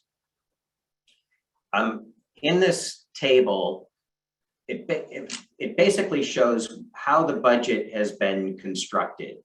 And so at the bottom line, for 2021, our budgeted amount was $629,626. We broke that into two categories. The first, general activities, are associated with supporting today's board meeting. It supports the development of the budget and the management of the budget. And then the second category of that we have in the budget is project related. And so it is all of the activities that were associated with being able to take the long duration storage projects from shortlisting to through contracting and through the review and approval process. And you can see how the funds have been allocated between those two categories. When we get into the details of this, one of the things that jumps out is, in the case of the general manager, what had been assumed is that I put in 60 hours a month in order to be able to fulfill the obligations of this office. And those get allocated between the general and the project budget. In the past, the 25%, 75% allocation has come up short. And so when we look at going into the 2022 budget, the expectation is that we will reallocate those hours more enough to a 40 to 60% type of allocation. Now, we're not increasing the amount of time that I use to support CC Power, but it's a reallocation according to how it is that we've seen the costs of the organization being incurred. But that's one example of how it is that we've been able to identify improvements to the 2022 budget, get better alignment between the budget and the activities that support CC Power. The other thing that we've noticed as we've gotten into the budget is something that I mentioned in the long duration storage project update. And that is that it's critically important as we get into 2022 that we ensure that we have sufficient technical, legal review of the contracts and the processes that we're putting in place in order to be able to support the negotiations. We don't want to find ourselves in a position where we have some unexpected concerns raised in the later stage of the contracting process. We want to be able to do what we can to bring those forward. And so again, what I've then tried to do is structure the contract or the budget for 2022 accordingly. Chris, if you go to the next slide, and I guess I'll stop myself here. Please raise your hand and stop me anytime that you feel as though there's something that I haven't been clear in explaining to you. This next slide goes to some of the really drivers in terms of how it is that we've assembled the 2022 and 2021 budgets. First off is when we, for 2021, we had assumed that we had 6 board meetings in the year. We've exceeded that. And in 2022, I'm looking at trying to hold on to having 6 board meetings during the year. In these next coming weeks, I'm going to look into this further in order to be able to validate that we can be effective in our operations with 6 board meetings as opposed to 1 per month. The other item is related to standing up the organization. It's in 2022, we spent a lot of time with the setting up of the policies and procedures. And what we want to be able to do is recognize that in order to be able to be more efficient in 2022, we are going to leverage what it is that we have learned out of 2021 and apply it in 2022. But at the same time, what we need to be able to do is go back in and look at some of these fundamental documents and tighten those up in order to be able to make sure that we're getting the efficiencies that we're looking for. An example of that is the possibility of reforming the Joint Powers Agreement. The third item, and I'll pick the pace up here, I apologize. But this third item is an example of transitioning responsibilities away from the member organizations into CC Power. We're now taking on responsibilities for the budget development and the treasurer support. In 2022, we're going to have 4 contracts that we're going to be responsible for, as opposed to the 2 that we had in 2021. We will apply the contracting method that we developed for the long duration storage in 2022. We anticipate that we're going to have other procurement tasks that we hadn't budgeted for in 2022. And then finally, this is an error, and I'm not sure I want to try and explain it on the fly, but the amount of time that I'm compensated for between 2021 and 2022 is not changing under this budget. We're reallocating my time between one portion of the budget to another. Chris, if you go to the next slide. This is where the rubber comes to the road. What we have is a comparison of the 2022 budget alongside 2021. And what you can see is that there's an increase in the general category. This is largely attributable to being able to make sure that we have sufficient support for our day-to-day operations.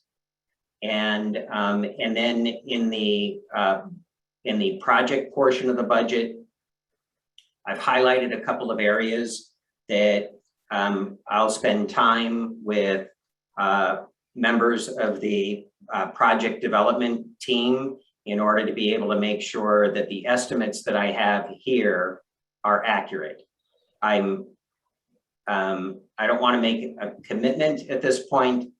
I believe that they're conservative, but I need to be able to spend the time in order to be able to confirm that with those who are going to be responsible for administering to the responsibilities that are associated with the project activities.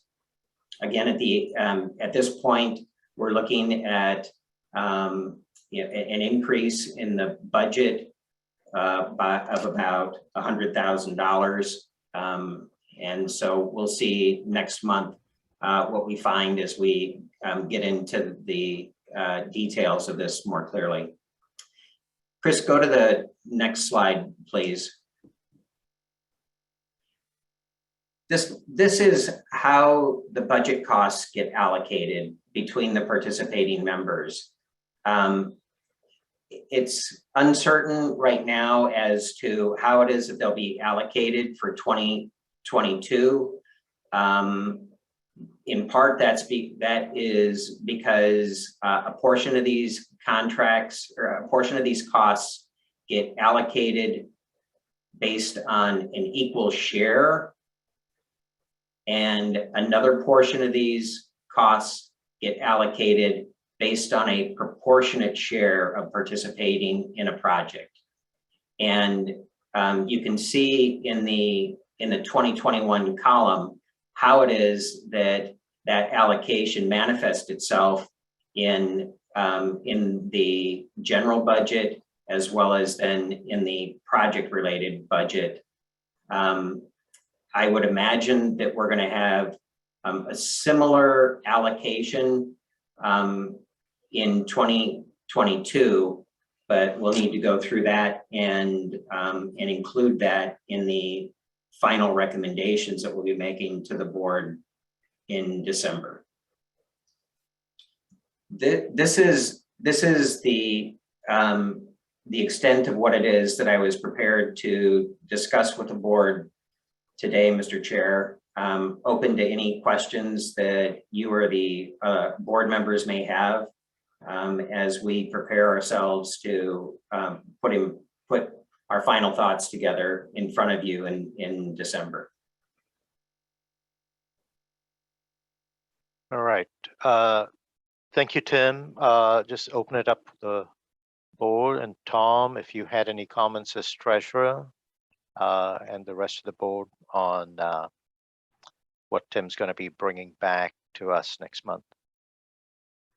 Yeah, at this point, we sort of waiting just to summarize what Tim says is at 25% of the general manager and the general counsel allocated to general, maybe a little less than what it should be. I don't know what it should be. I think he's trying to find a number that would be reasonable. I'm thinking probably somewhere around 50-50 between projects and between general assessment. We haven't yet talked about how to allocate the project portion. We know one of them is clear because we already all have certain percentages of the first two projects. The question is how to allocate the project dollars associated with the GEO that we're working on right now. So that hasn't been established yet. Tim is working on it, and he, myself, and Girish will be talking about it for the next couple of weeks, and hopefully we'll bring you something in December that you will be happy with. Thank you, Tom. Any general comments, reactions from board members? Help us out for December. Love it. Agree with everything. Okay. Let me go back to the agenda. Thank you, Tim. So we are done with item 6B. We're now on item 7. Any individual member items to be brought up?